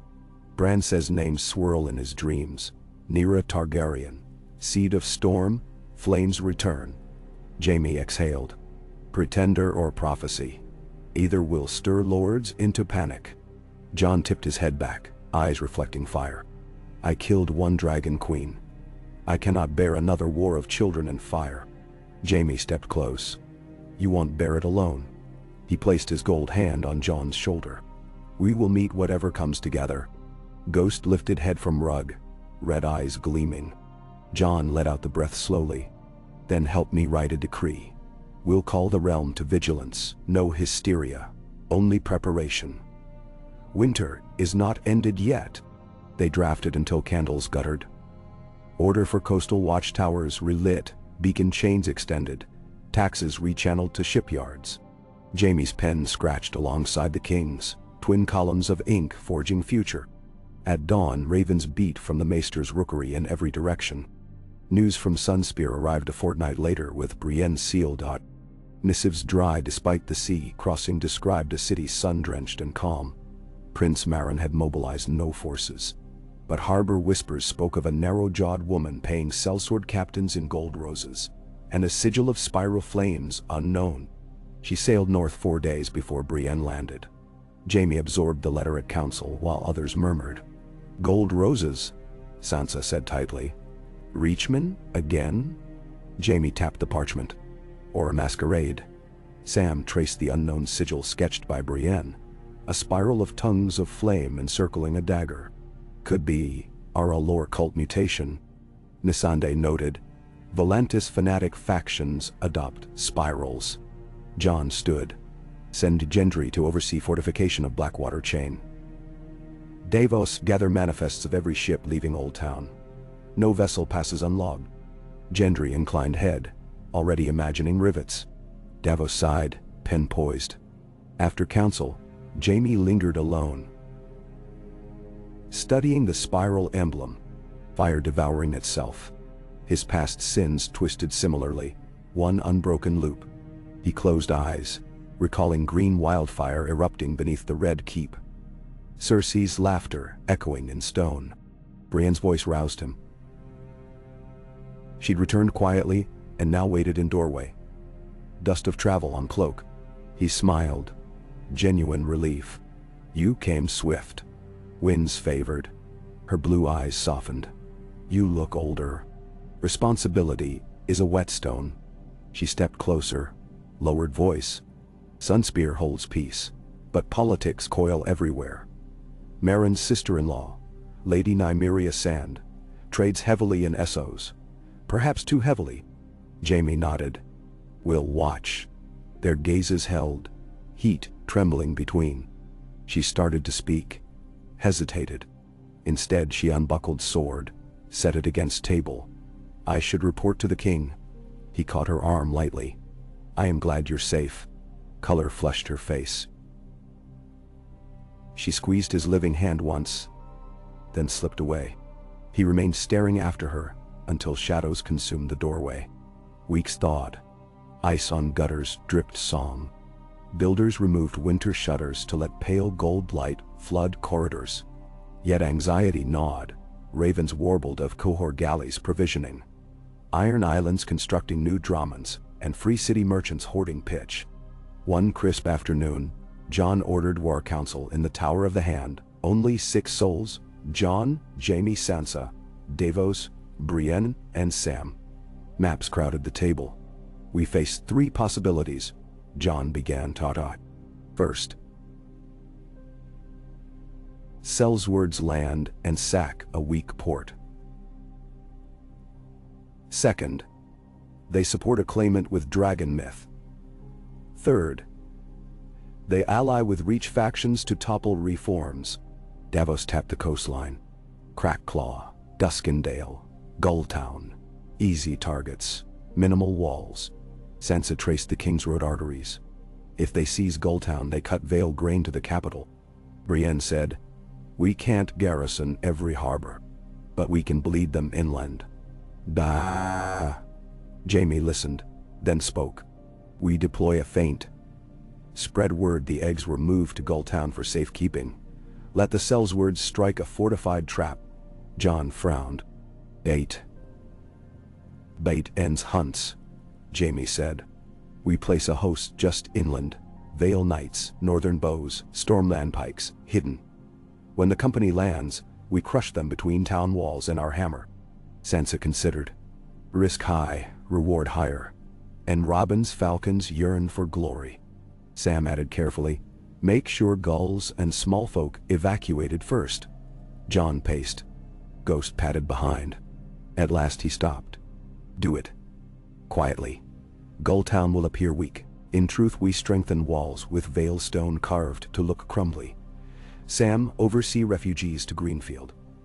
Brian, train Robin's levy. Davos, coordinate ships to herd Cell sail fleet toward that bay. Jaime met Joan's eyes. I'll ride east to supervise terrain, and to reassure your cousin his knees must stay steady.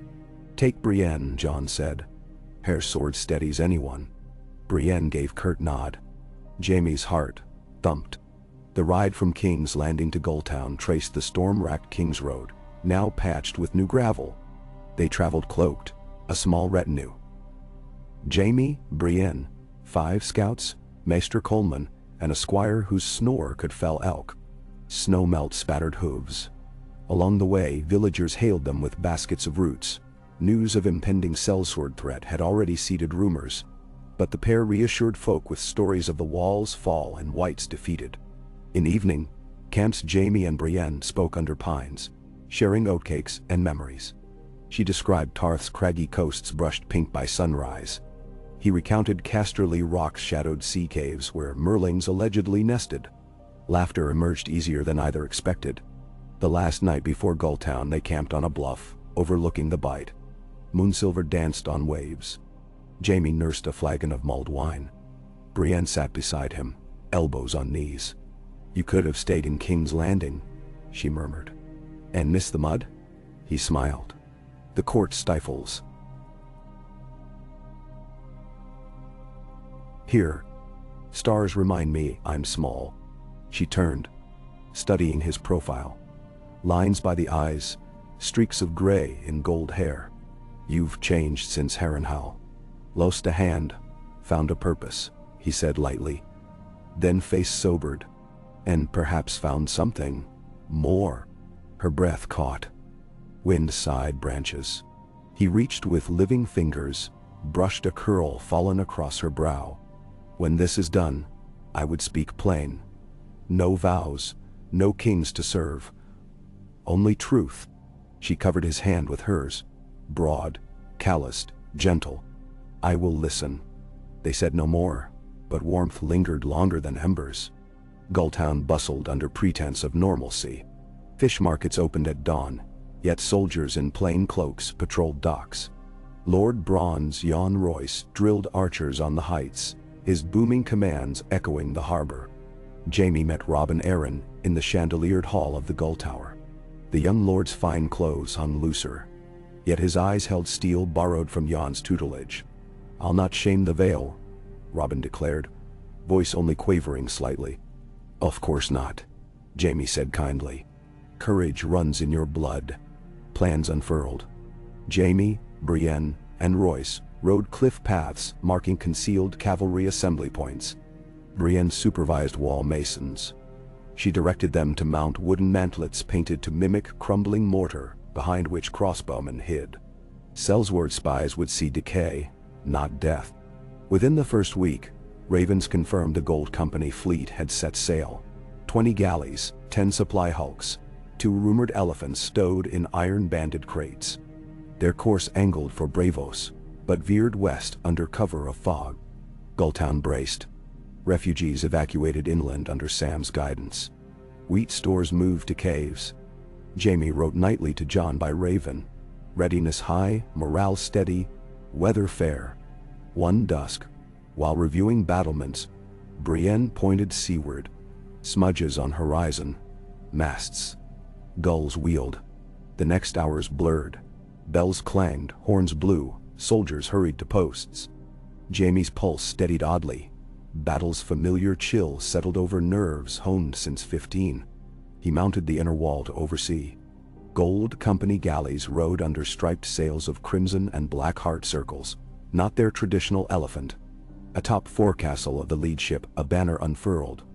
Spiral flame dagger. Brienne whispered. The sigil. Jaime nodded. Heart thudding. No elephants visible. Dock ballistae remained uncovered but undrawn, feigning emptiness. Harbormasters signaled surrender by cowering. Sellsword longboats splashed, bristling with pikes. Jaime watched through spyglass as the first mercenaries stepped onto pier. Painted shields, gold cheek guards, cloaks trimmed sable. Their captain wore a helm shaped like a burning sun. He raised his sword, shouted orders. Columns advanced toward gate unchallenged. Jaime turned. Now. Hidden horns sounded from cliffs. Wall crests erupted. Mantlets dropped, revealing 200 archers. First volley whistled, blackening sky. Sellswords reeled, shields up. Second volley fell before first screams ceased. From inland road thundered hoofbeats, Vale cavalry pennons snapping. Robin Arryn rode at center, Royce beside him like granite death. They crashed into rear flank of Sellswords, with lances leveled. Jaime descended stone steps 2 at a time, drawing sword left-handed. Brienne strode beside him, Oathkeeper glowing crimson in sunset. Gate yawned. They charged into melee. Chaos roared. Jaime parried a pike, riposted to hamstring. His gold hand caught a spear haft and twisted, breaking bone. Brienne cleaved 3 men in sweeping arc, shield up. Arrows hissed from walls. Mercenaries broke, some leaping into harbor. Gulls shrieked over blood-flecked surf. Among wreckage, Jaime spotted the captain retreating. Helm aflame, insignia bright, dot. He spurred forward. The captain slashed viciously. Jaime blocked, countered, gold fingers punching throat. The man sagged. Helm fell, revealing a woman beneath. Narrow jaw, dark eyes burning. Nymeria Sand? Jaime asked, stunned. She spat blood. You fight for stasis, Kingslayer. Fire will rise, you cannot quench it. Brienne approached, binding wounds of fallen. Jaime disarmed Nymeria, hauled her upright. Your fire just drowned. Battle ended at dusk's deepening. Counting bodies by torch, they found fewer than 200 enemy dead. Most routed, some captured. Longboats burned. Fleet withdrew, leaving galleys ablaze by their own torches to cover retreat. Gulltown stood, walls smoky but unbreached. Robin Arryn cheered his knights, eyes shining with dangerous elation. Royce caught Jaime's gaze and nodded. Well-forged child. In the dungeons, Nymeria Sand refused water. Jaime interrogated politely, Brienne nearby silent. Who hired you? She laughed, bitter. A dream. A queen of ash reborn in shadow.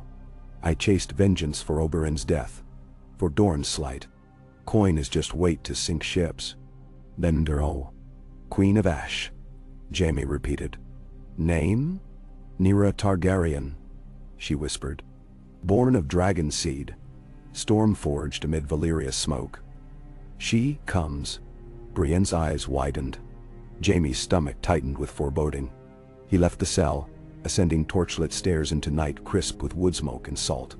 Stars wheeled overhead. He inhaled, steadying. Messages flew. Jon received news of victory with gratitude, but little relief. He paced the solar in King's Landing, letter crumpled. Ghost eyed him, tail sweeping anxious floorboards. Sansa entered, cloak trailing. Gulltown safe, she said. Yet your brow creases deeper. Nymeria Sand spoke of a dragon-blood queen. If true, he rubbed temples. The realm will know only fear. Sansa laid hand on his arm. Fear can forge unity. You turned the living against the dead. Jon managed half-smile. With fire and blood, she drew him to window. Snowflakes drifted again, swirling. Winter reminds us we survive. Whatever comes, we'll endure. He nodded, though dread coiled. Send ravens to Bran. Ask what visions sharpen. And recall Jaime and Brienne. I need their counsel. Men? Now, the triumphant host left Gulltown amid frost-sparkled sunrise. Robin and Royce stayed to reinforce, but Jaime and Brienne rode west hard. Hooves churning snow dust. They spoke little, urgency beating like second heart. On the 4th night, they camped by Trident Ford. River ran slate under lantern moon. Jaime set kettle over fire. Brienne unpacked bandages to rewrap his bruised knuckles. When she finished, their eyes met over steam curls. You saved the Vale, she said softly. We saved, he corrected. She reached for his cheek, brushed dried blood fleck. Your words plain now. His throat tightened. I love you, Brienne of Tarth. I loved you in bare pits and snowy courtyards and taverns and on roads where you rode ahead like dawn. I love you furious, steadfast, honest." Her breath hitched. Tears glittered unshed. She cupped his jaw. "I have loved you since you leapt in after me. I tried to bury it under vows and war. But I love you, Jaime, gold hand, oldest sins, new heart." He leaned, kiss soft, trembling. The river rushed witness. Later they lay beneath firs, fingers entwined. His maimed, hers calloused, while fire cracked. For the first time in decades Jaime felt whole. Not despite his scars but because of them. In King's Landing they arrived to trumpet fanfare muted by snow. Jon greeted them in the throne room, relief evident when he saw them alive. Jaime knelt. Jon bid him rise. Brienne delivered full report. Jon listened, face shadowed. "Nyra Targaryen," he murmured afterward in private. "Does Bran name her?" Raven reply had come that dawn. 3 heads spin on shadow wheel. Blood tide rises from smoking land. Beware the drowned flame. Jaime frowned. Cryptic as ever. Jon clasped Jaime's shoulder. "We hold constant. Voices convene at once. We share threat openly. Secrets fester."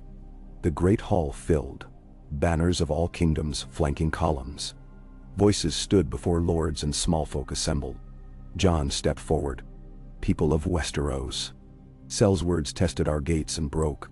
Yet rumors sprout of dragons reborn. We will not tremble at shadows. We survived long night. We will endure flame. Nenhind." He spoke of vigilance, of new beacon towers from Shield Islands to Skagos, of fair levies and open markets feeding defenses. He pledged no return to tyranny. Applause echoed, uncertain but loud. Jaime watched from the dais, pride stirring. As crowd dispersed, Prince Meryn approached Jon, expression earnest. "Dorne offers Sandsteed cavalry to patrol southern coasts. We share enemy." Jon thanked him. Jaime eyed the prince's retinue. No Lady Nymeria Sand among them, her fate quietly sealed in Vale prison. Intrigue still coiled, but alliances budded like hardy winter crowns. Over coming weeks the capital bristled. Shipwrights hammered keels, smiths tempered spearheads, scribes posted edicts. Jaime lived in whirlwind, dividing hours between love newly spoken and burdens long carried. Evenings he and Brienne sparred in training yard, laughter ringing above clang. Nights they stole moments behind colonnades, kisses secret but no longer forbidden. Rumor reached Casterly Rock of their bond. Some western lords grumbled, some cheered. Tyrion, abroad still, sent a note. "About damn time, brother. Don't muck it up." Jaime smiled at that, until intelligence reports darkened. Sailors north of Valyria spoke of a fleet slipping past stepstones under moonless sky. 30 hulls black-tarred, figureheads carved like weeping dragons. Lightning flickered behind them, though skies clear. Crews whispered the ships made no wake. He placed the scroll before Jon. The king inhaled. "Steady. Whatever comes," Jon repeated. "We meet together." He summoned council. Plans formed. Marshalling points, Citadel Ravens, Night's Watch veterans recalled south to bolster coast towers. The realm braced again, yet unity thrummed stronger. One quiet night Jon found Jaime on balcony, overlooking Godswood in progress. Saplings dusted white. Ghosts dozed nearby. Brienne knelt tying red ribbons to branch tips. A northern blessing. Jon joined them. "Thank you both," he said simply. Brienne rose. Smiled. Jaime twined his fingers with hers. The king looked out over rooftops silvered by moon. "I used to think peace a destination. Now I see it's a road, long, winding. But so long as we walk it, step by weary step, maybe the world grows kinder." Jaime squeezed Brienne's hand. "And if the road ends, then we build another." Jon's smile was small, but real. He turned to go, ghost trotting. Alone. Jaime rested head on Brienne's shoulder, gazing at fragile blooms poised to survive frost. Bells tolled midnight. Beyond the walls, watchfires sparked along ramparts like constellations fallen to earth. each flame tended by hands that yesterday had been enemies. He breathed cold, cedar-scented air, and whispered,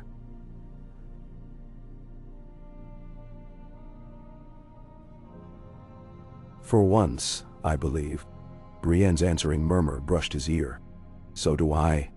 And though distant storms brewed, though dragon myths stirred restless seas, for that heartbeat atop the walls of a mending city, hope stood guard, wolf and lion side by side, against the dark. The wind scoured the battlements of Maegor's Holdfast with a winter keening, fluttering torch flames and setting the watch cloaks of the guards to snapping like sailcloth. Jaime Lannister moved among those torches at the pace of a man measuring every stone. Above him, the sky was moonless black, a lid without stars, yet the blackness felt weightless. An open mouth waiting to speak a name none of them yet knew. Nyra, Flameborn, Queen of Ash, or merely another pretender who would be swallowed by her own legend before she ever glimpsed Westeros. But the name rolled through the city already in tavern whispers, and fear had a way of spreading faster than ravens.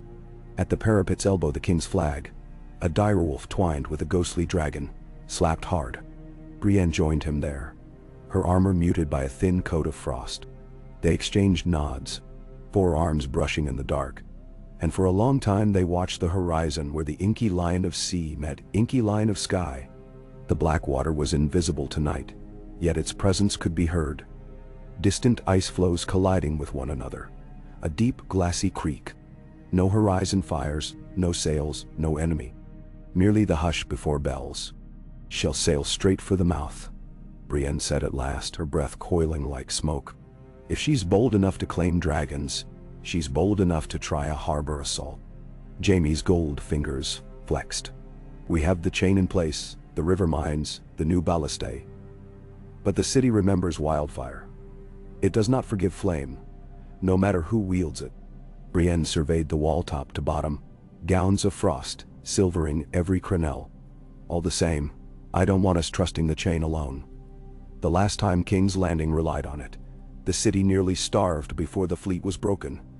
Davos men have a scheme with quick scuttling barges." "I know it," Jaime said. "I've read every line.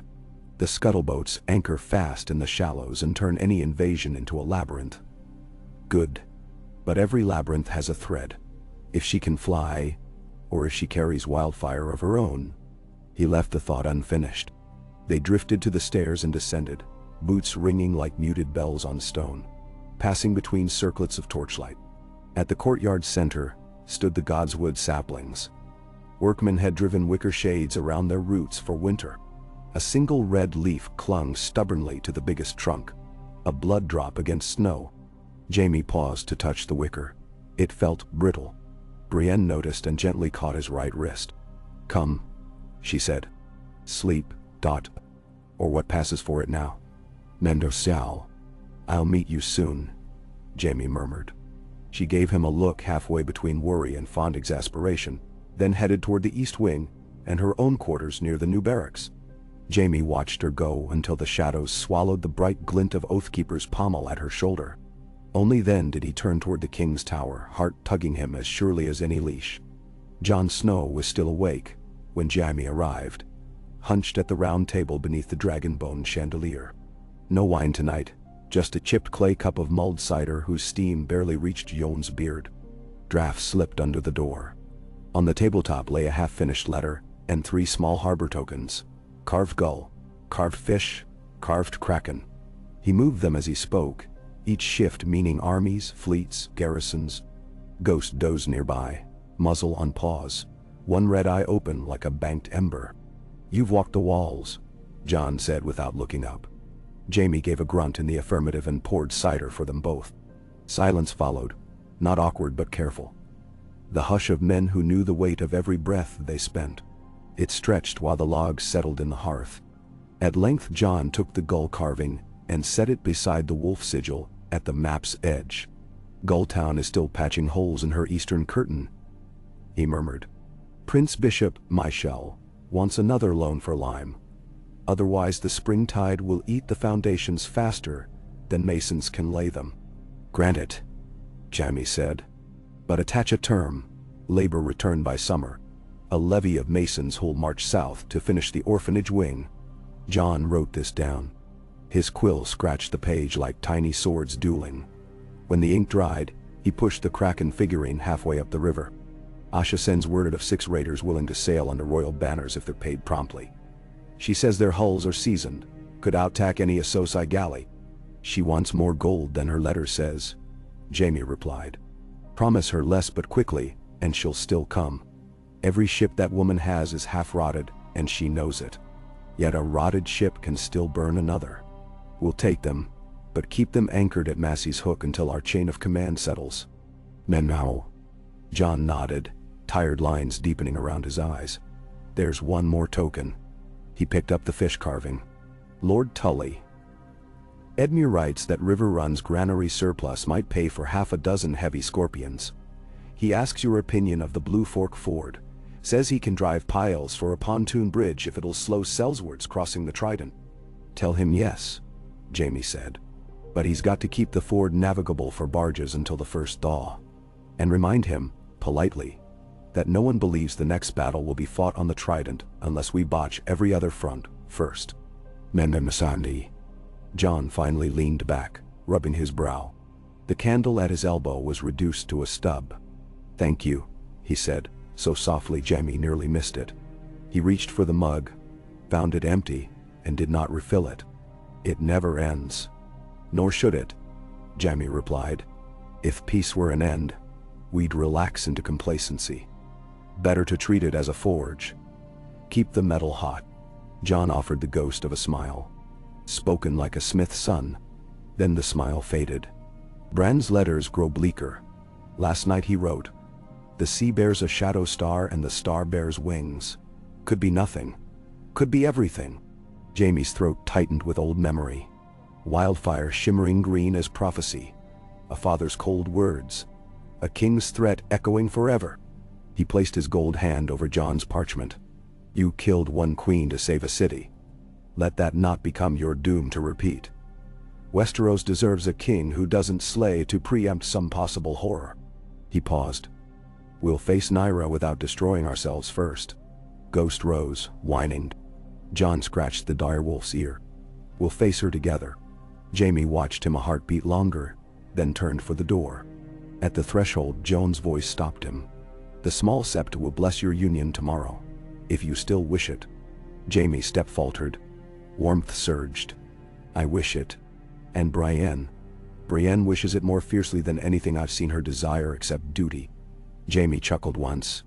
She argued we shouldn't call it a wedding until Asha's ships arrive and the city is fully provisioned. I told her the 7 don't wait on fleet ledgers. Jon's smile grew. Then tomorrow. A small ceremony. I'll stand witness myself. And the city? The city thrives on any rumor that love still lives in these walls, Jon said. Let them have it. Morning bloomed pale apricot behind torn clouds. Jaime awoke early and walked the gallery in simple tunic, nerves jangling like bridles. Outside, bells marked first prayer.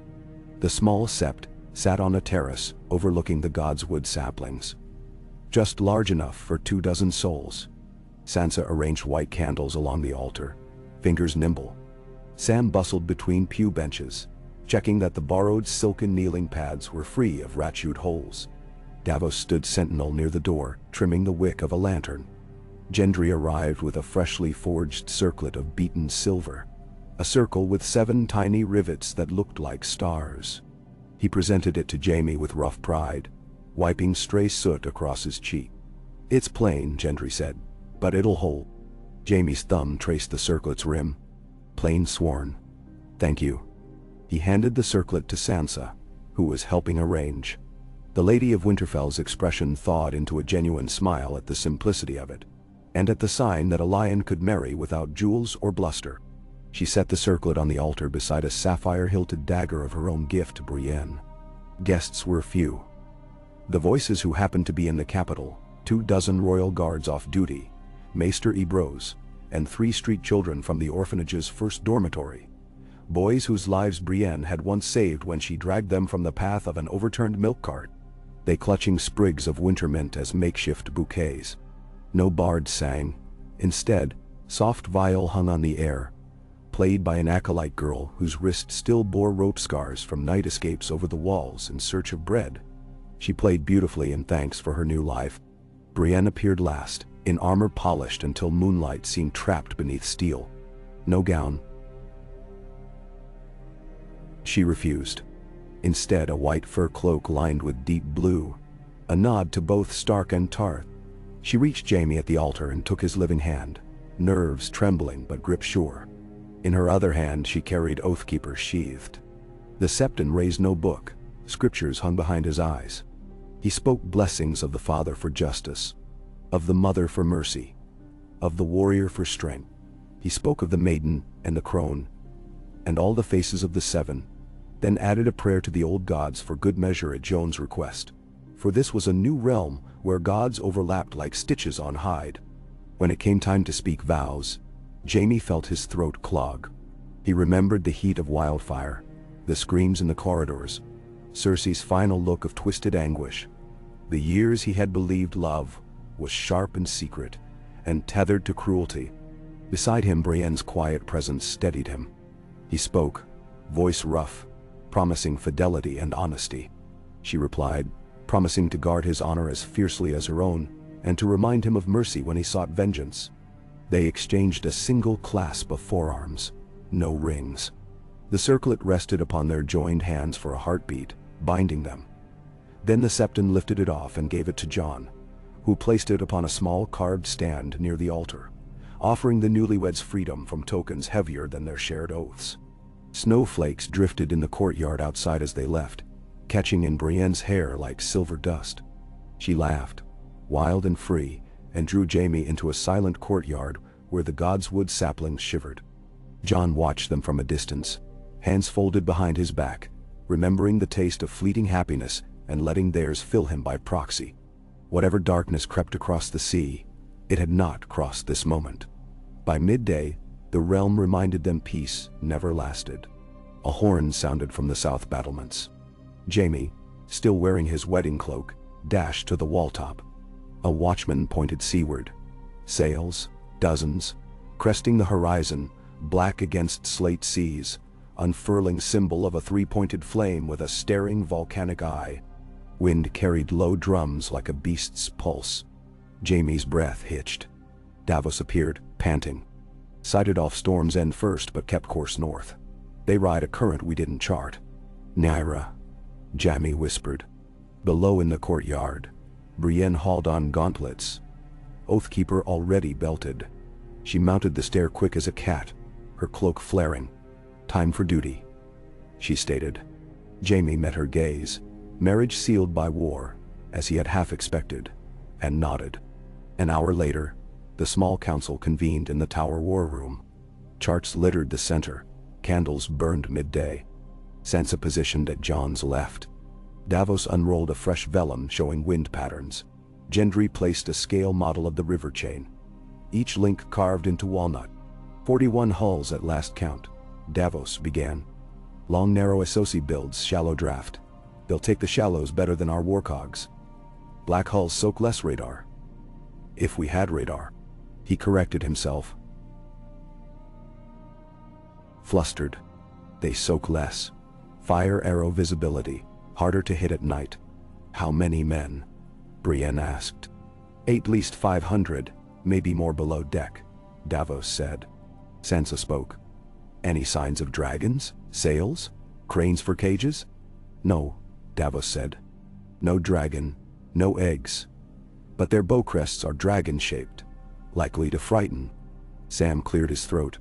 According to Volantene manifest rumors, a red priest named Saphir the Eternal sails with them. He preaches resurrection of Valyria through cleansing flame. Jaime leaned in. Fanatics. Sells words. Nyra. 3 blades on same hilt. But if she means to capture the city, she'll first test our chain. They've studied our ruse at Gulltown. They want land at a trap again. Jon stood back from the table, arms crossed. We force them into a trap they can't see. Davos, you said their draft is shallow. Gendry, can you rig fireships disguised with low freeboard hulls? Silent rowboats laden with pitch barrels slung beneath waterline. Scuttling nose first into invaders. Mender wondered. Gendry's eyes gleamed with brutal enthusiasm. Give me 12 hours and every cooper I can drag from Fleabottom. Done, Jon said. Brienne, drill the harbor archers to aim for tiller ropes and master masts. Flaming arrows last. Jaime, I take command of the south parapets. Jaime finished. And I'll send riders to Duskendale. Have their scorpions moved up the cliffs. Jon shook his head. I need you in the yard with me. Rally men if the chain breaks. Jaime paused, then dipped his chin. As you command. The room disbanded in efficient chaos. Ravens flew. Smiths labored. Sailors cursed. By dusk scuttleboats floated half-submerged near the chain, black hulls slicked with tar. Crewmen prepared to abandon them at first sight of the enemy. On the city walls, fresh bundles of javelins waited, iron heads glimmering. That night, Jaime stood side by side with Jon on the Merlin Walk. The sea beyond the river mouth had turned to mirror black, reflecting a milky slice of moon that peeked from the cloudbank. Far out, torch specks bobbed, enemy watchfires on moving decks. Their drums reverberated across water. Ghost prowled restless behind his master. Hackles raised. Feeling? Jaime asked. Like the wall again, Jon answered. Waiting for the dead. Let's pray these ones bleed easier. Below, Brienne strode the quay rallying bowmen. Her armor shone like spilled starlight. The sight strengthened Jaime's spine. Somewhere near the chain, Davos guided his smuggler crews, whispering curses older than his faith, prepping lines to slip at the right instant. Midnight neared. Snow began. Fat flakes swirling among torch beams. The temperature sank. Water lapped at wharf pilings with thick slush. In that hush came the first assault. A thunderous horn, deeper than any Westerosi war horn, blooming across the river. Sails snapped into full spread, black on black, each painted with that flame eye. Galleys surged toward the mouth in 3 staggered lines. Jaime lifted a spyglass. The flagship bore a prow carved like a dragon skull, bronze jaws open, spewing sparks from a forge hidden within. Aboard stood a slender figure clad in armor, the color of oxidized copper. Dark hair whipped, face hidden by half-mask of carved obsidian. A sword of pale steel, Valerian by the ripple, rested across her shoulders. Nira. He felt it. Jon raised a gauntleted hand. Signalmen echoed with lamp shutters. The harbor chain ratcheted up, links oozing river water. Enemy drums quickened. 3 scout galleys broke ahead, testing shallows. From shadowed recesses by the piers, 6 scuttleboats loosed, oars silent. They drifted with current, low and innocuous. The first 2 scout galleys slipped past them without alarm, and then a lookout's cry split night. Too late. Davos men yanked tar-sealed plugs.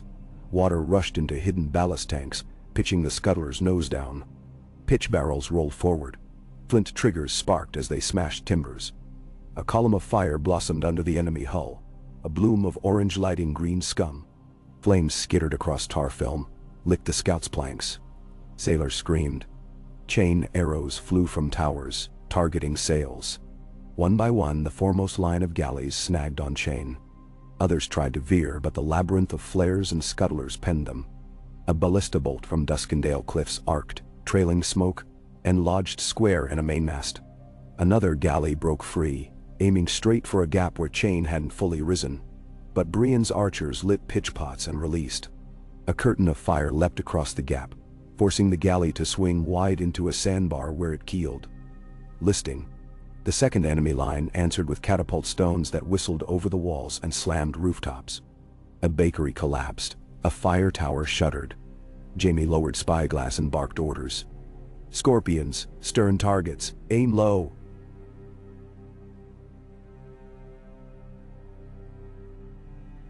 Shatter hulls. Jon repeated, voice booming down staircases. Around them, men knocked arrows. Loosed, re-knocked. Whirlwind of herons fled the river, wings flashing in torch glow. Drums on the flagship slowed, then pounded a new rhythm. Sailors on her decks hauled tarp off an iron frame, a collapsible trebuchet. They cranked it up even as their prow cut through splintered escort wreck. Jaime swore, "They'll lob wildfire." Brienne glimpsed it too, wheeling from the quay. She sprinted for the outer scorpion lined atop the chain winch tower, climbed hand over hand. Snow dusted her helm. Beside her, an engineer ready to bolt the width of a man's torso, tip wrapped in resin cloth. "Sight me," she ordered. He nodded, adjusting crank. Across water, the flagship's trebuchet spat ajar. A green comet streaking. It arced high, tumbling end over end, bound for the heart of the city. Gasps rose along rampart. Jaime's mind sprinted ahead of time. He remembered Wildfire's scream, the searing gust that had peeled skin from men 20 years ago. He waited to die again, but Brienne let fly. Her bolt ripped the air in a flat line. Mid-arc, it smashed the jar dead center. Green fire burst harmless above water, raining sizzling droplets onto waves. The city roared triumph. Jaime exhaled, heart hammering. He found Brienne's form across the darkness, torchlight hallowing her silhouette atop the tower. He saluted with his gold hand. She answered with a crisp nod and loaded another bolt. Nyra's flagship shuddered as Davos' final pair of scuttlers scraped along her starboard. One detonated prematurely, tearing open side planks and tossing sailors. The vessel lurched but kept on, oars flailing. The copper-armored queen planted feet astride the ruined bow and spread arms like wings. Jaime thought he heard chanting. Low, guttural, carried by gusts. Flames stirred on her sword edges.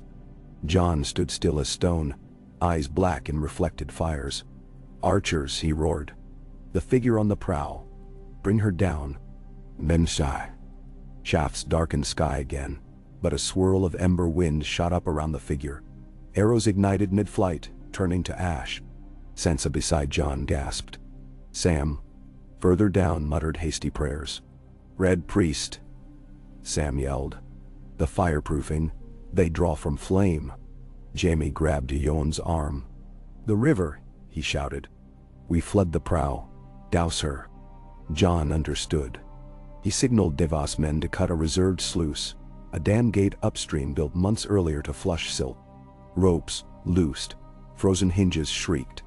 A roar like thunder followed as a surge of frigid water barreled downstream, sweeping slush and char along.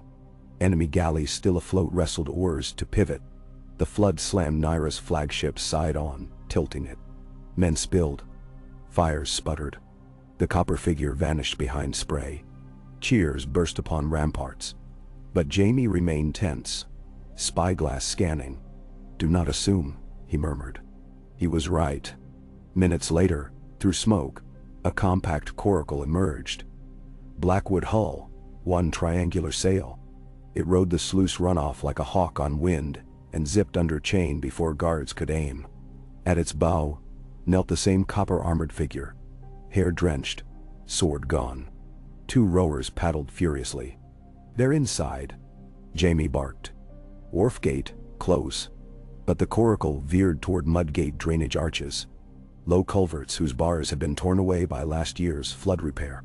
The craft rammed one culvert, shattered. Figure and rowers tumbled into knee-deep water and vanished into tunnels beneath the city. Alarms spread. Jaime sprinted for inner stairs 3 steps at a time, shouting for torch teams to search culvert channels. Jon followed, ghost bounding. Under the city, dank passages twisted like roots of a great oak. Jaime's left hand held torch, his gold hand a dagger. Ghosts scouted ahead, nose twitching. Brienne caught up, torch high. Footfalls splashed, echoing. Rats fled. They reached a junction where runoff sluice joined an old wildfire vault, now used for trash. Wet boot prints, distinct in grime, led left. "Split," Jon ordered. Brienne took 3 guards right. Jaime and Jon pressed on. They rounded a bend into a vaulted cellar, lit only by torch. At its center stood Nyra, helm discarded, revealing a face of striking sharpness. High cheekbones, eyes pale gray, almost silver. Wet hair clung like black vines. She held her sword again. How had she retrieved it? Now glowing faintly red. 2 drenched rower guards knelt behind her, crossbows leveled. "King John," she said, voice soft but echoing. "And the golden hand," prophecy reunited. John stepped forward, blade drawn. "Yield," he said. "Your fleet burns. Your men drown. There is no war to win tonight." She smiled, and Jaime saw madness there. A furnace unsated. "You misunderstand. My war was only ever with fate. And fate says dragon flame must rule." She lifted free hand. On her palm rested a jewel. Dull black, dragon glass. It pulsed like a heartbeat. Jaime swore. He'd seen such stones only once in Archmaster's books. A heartstone, used by certain red priests to tether life. She squeezed. The stone brightened. Flames belched from cracks in the damp walls. Old pitch residues, catching. Vault filled with heat. The 2 crossbowmen fired. Jaime shoved John sideways. Bolt nicked Jaime's shoulder, slicing cloak. He tossed torch at one crossbowman. Flames licked waxy limbs. John advanced, parrying sword for sword. Sparks flew. The Valyrian blade met Longclaw in bright clangs. Jaime circled to flank, but the second crossbow swung toward him. He ducked, the bolt thunking post behind. In the same motion his dagger flicked. It buried in the shooter's throat. The man fell. Nyra shrieked words of ancient tongue. Fire whooshed along her sword, beating on air. John grunted under assault. Jaime lunged, gold hand catching her wrist. Heat seared metal, yet gold did not melt. Her eyes flared. She twisted with impossible strength, knocking him back. John capitalized, booting her kneecap. She staggered. He pressed Longclaw across her fiery blade. Sparks snowing. A gout of flame from ceiling drooped like hungry serpent. Jaime rolled clear. He grabbed a cask of runoff water balanced near wall, used by workers, and heaved. The barrel burst, deluging Nyra and John both. Steam exploded. Fire hissed out. In confusion, Nyra slipped. John wrenched her sword arm. Jaime tackled her from side. The heartstone flew, striking floor. Ghost pounced, jaws crushing it to powder. Nyra screamed tore stone roof dust. She sagged. Suddenly brittle. Guards slammed irons on her wrists while John, panting, kicked the Valyrian blade away. Flames across vault flickered out, leaving torchlight quivering. Jaime pressed cloth to his bleeding shoulder. John bent over Nyra, eyes dark. "Who backs you?" She hissed through teeth. "Not who, what? The fire lives. It will rise again, in womb not yet seed, in egg not yet hatched. Burn me, Wolf King. I am but spark." John held her gaze a long while, then stood. "Take her to cells under Maester's ward. No flame near. Gag her, cloth soaked in snowmelt." Guards obeyed. When they emerged topside, dawn painted clouds raspberry. Bells tolled victory. The river smoked, but chains still rose intact. People gathered on docks. Cheers rising. Snow ceased. On ramparts, Brianna waited, helm off. Relief flooded her features at sight of both men alive. Jaime embraced her one-armed, ignoring pain.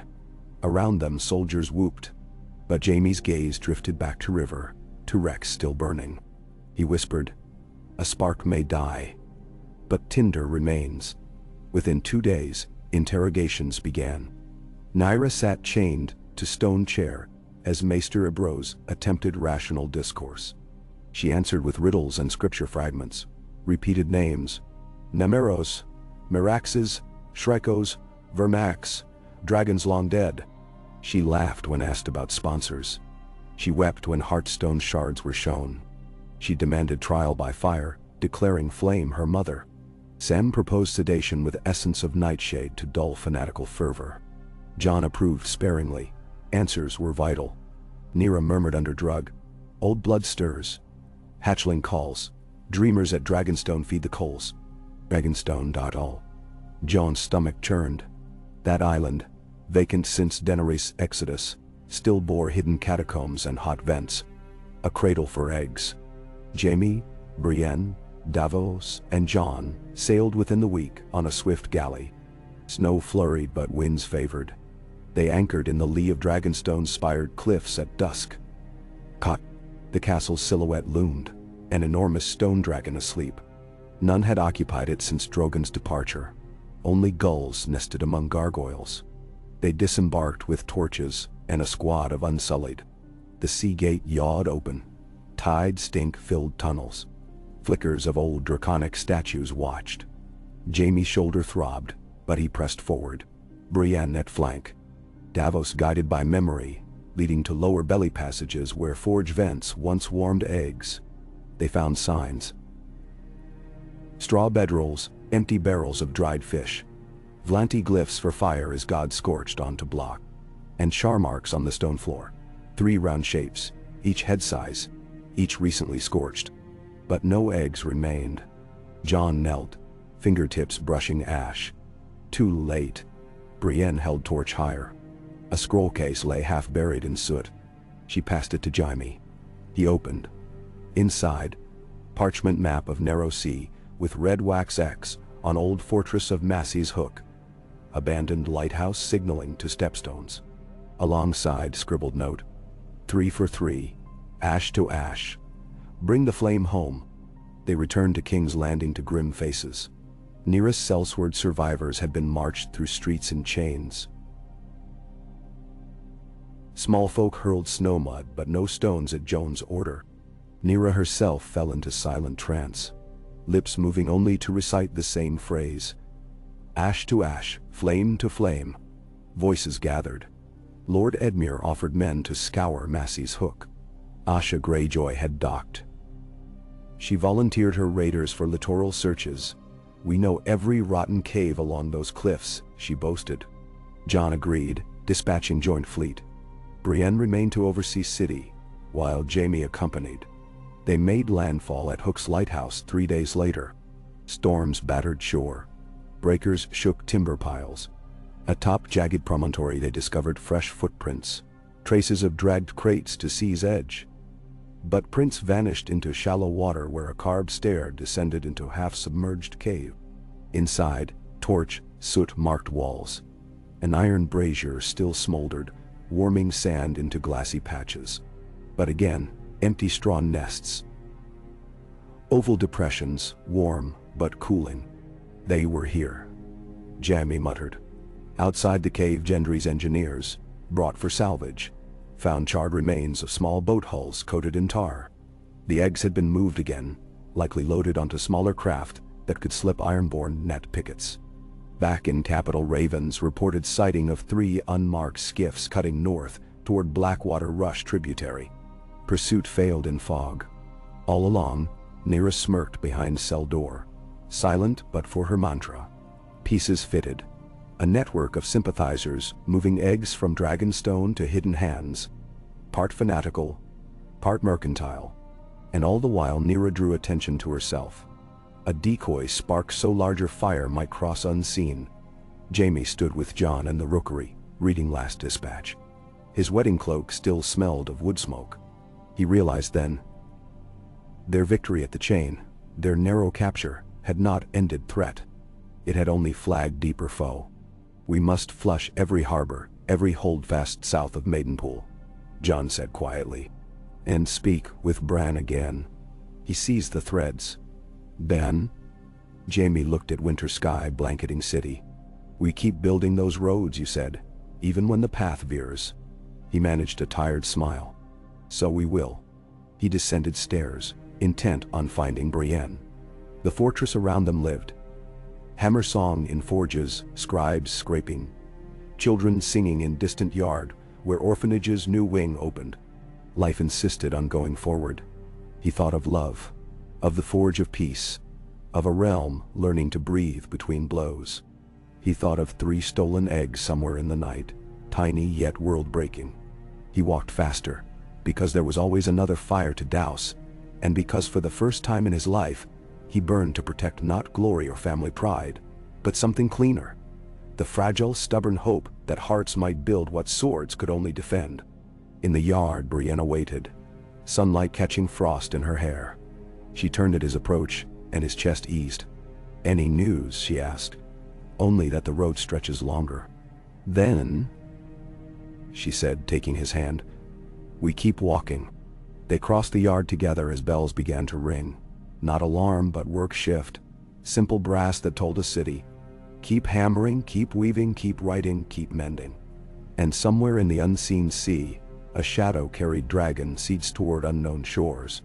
But within these walls, hope glowed stubborn as an ember shielded by cupped palms. It would have to be enough. For now, for the next dawn, for the slow forging of a realm that refused to surrender to the dark.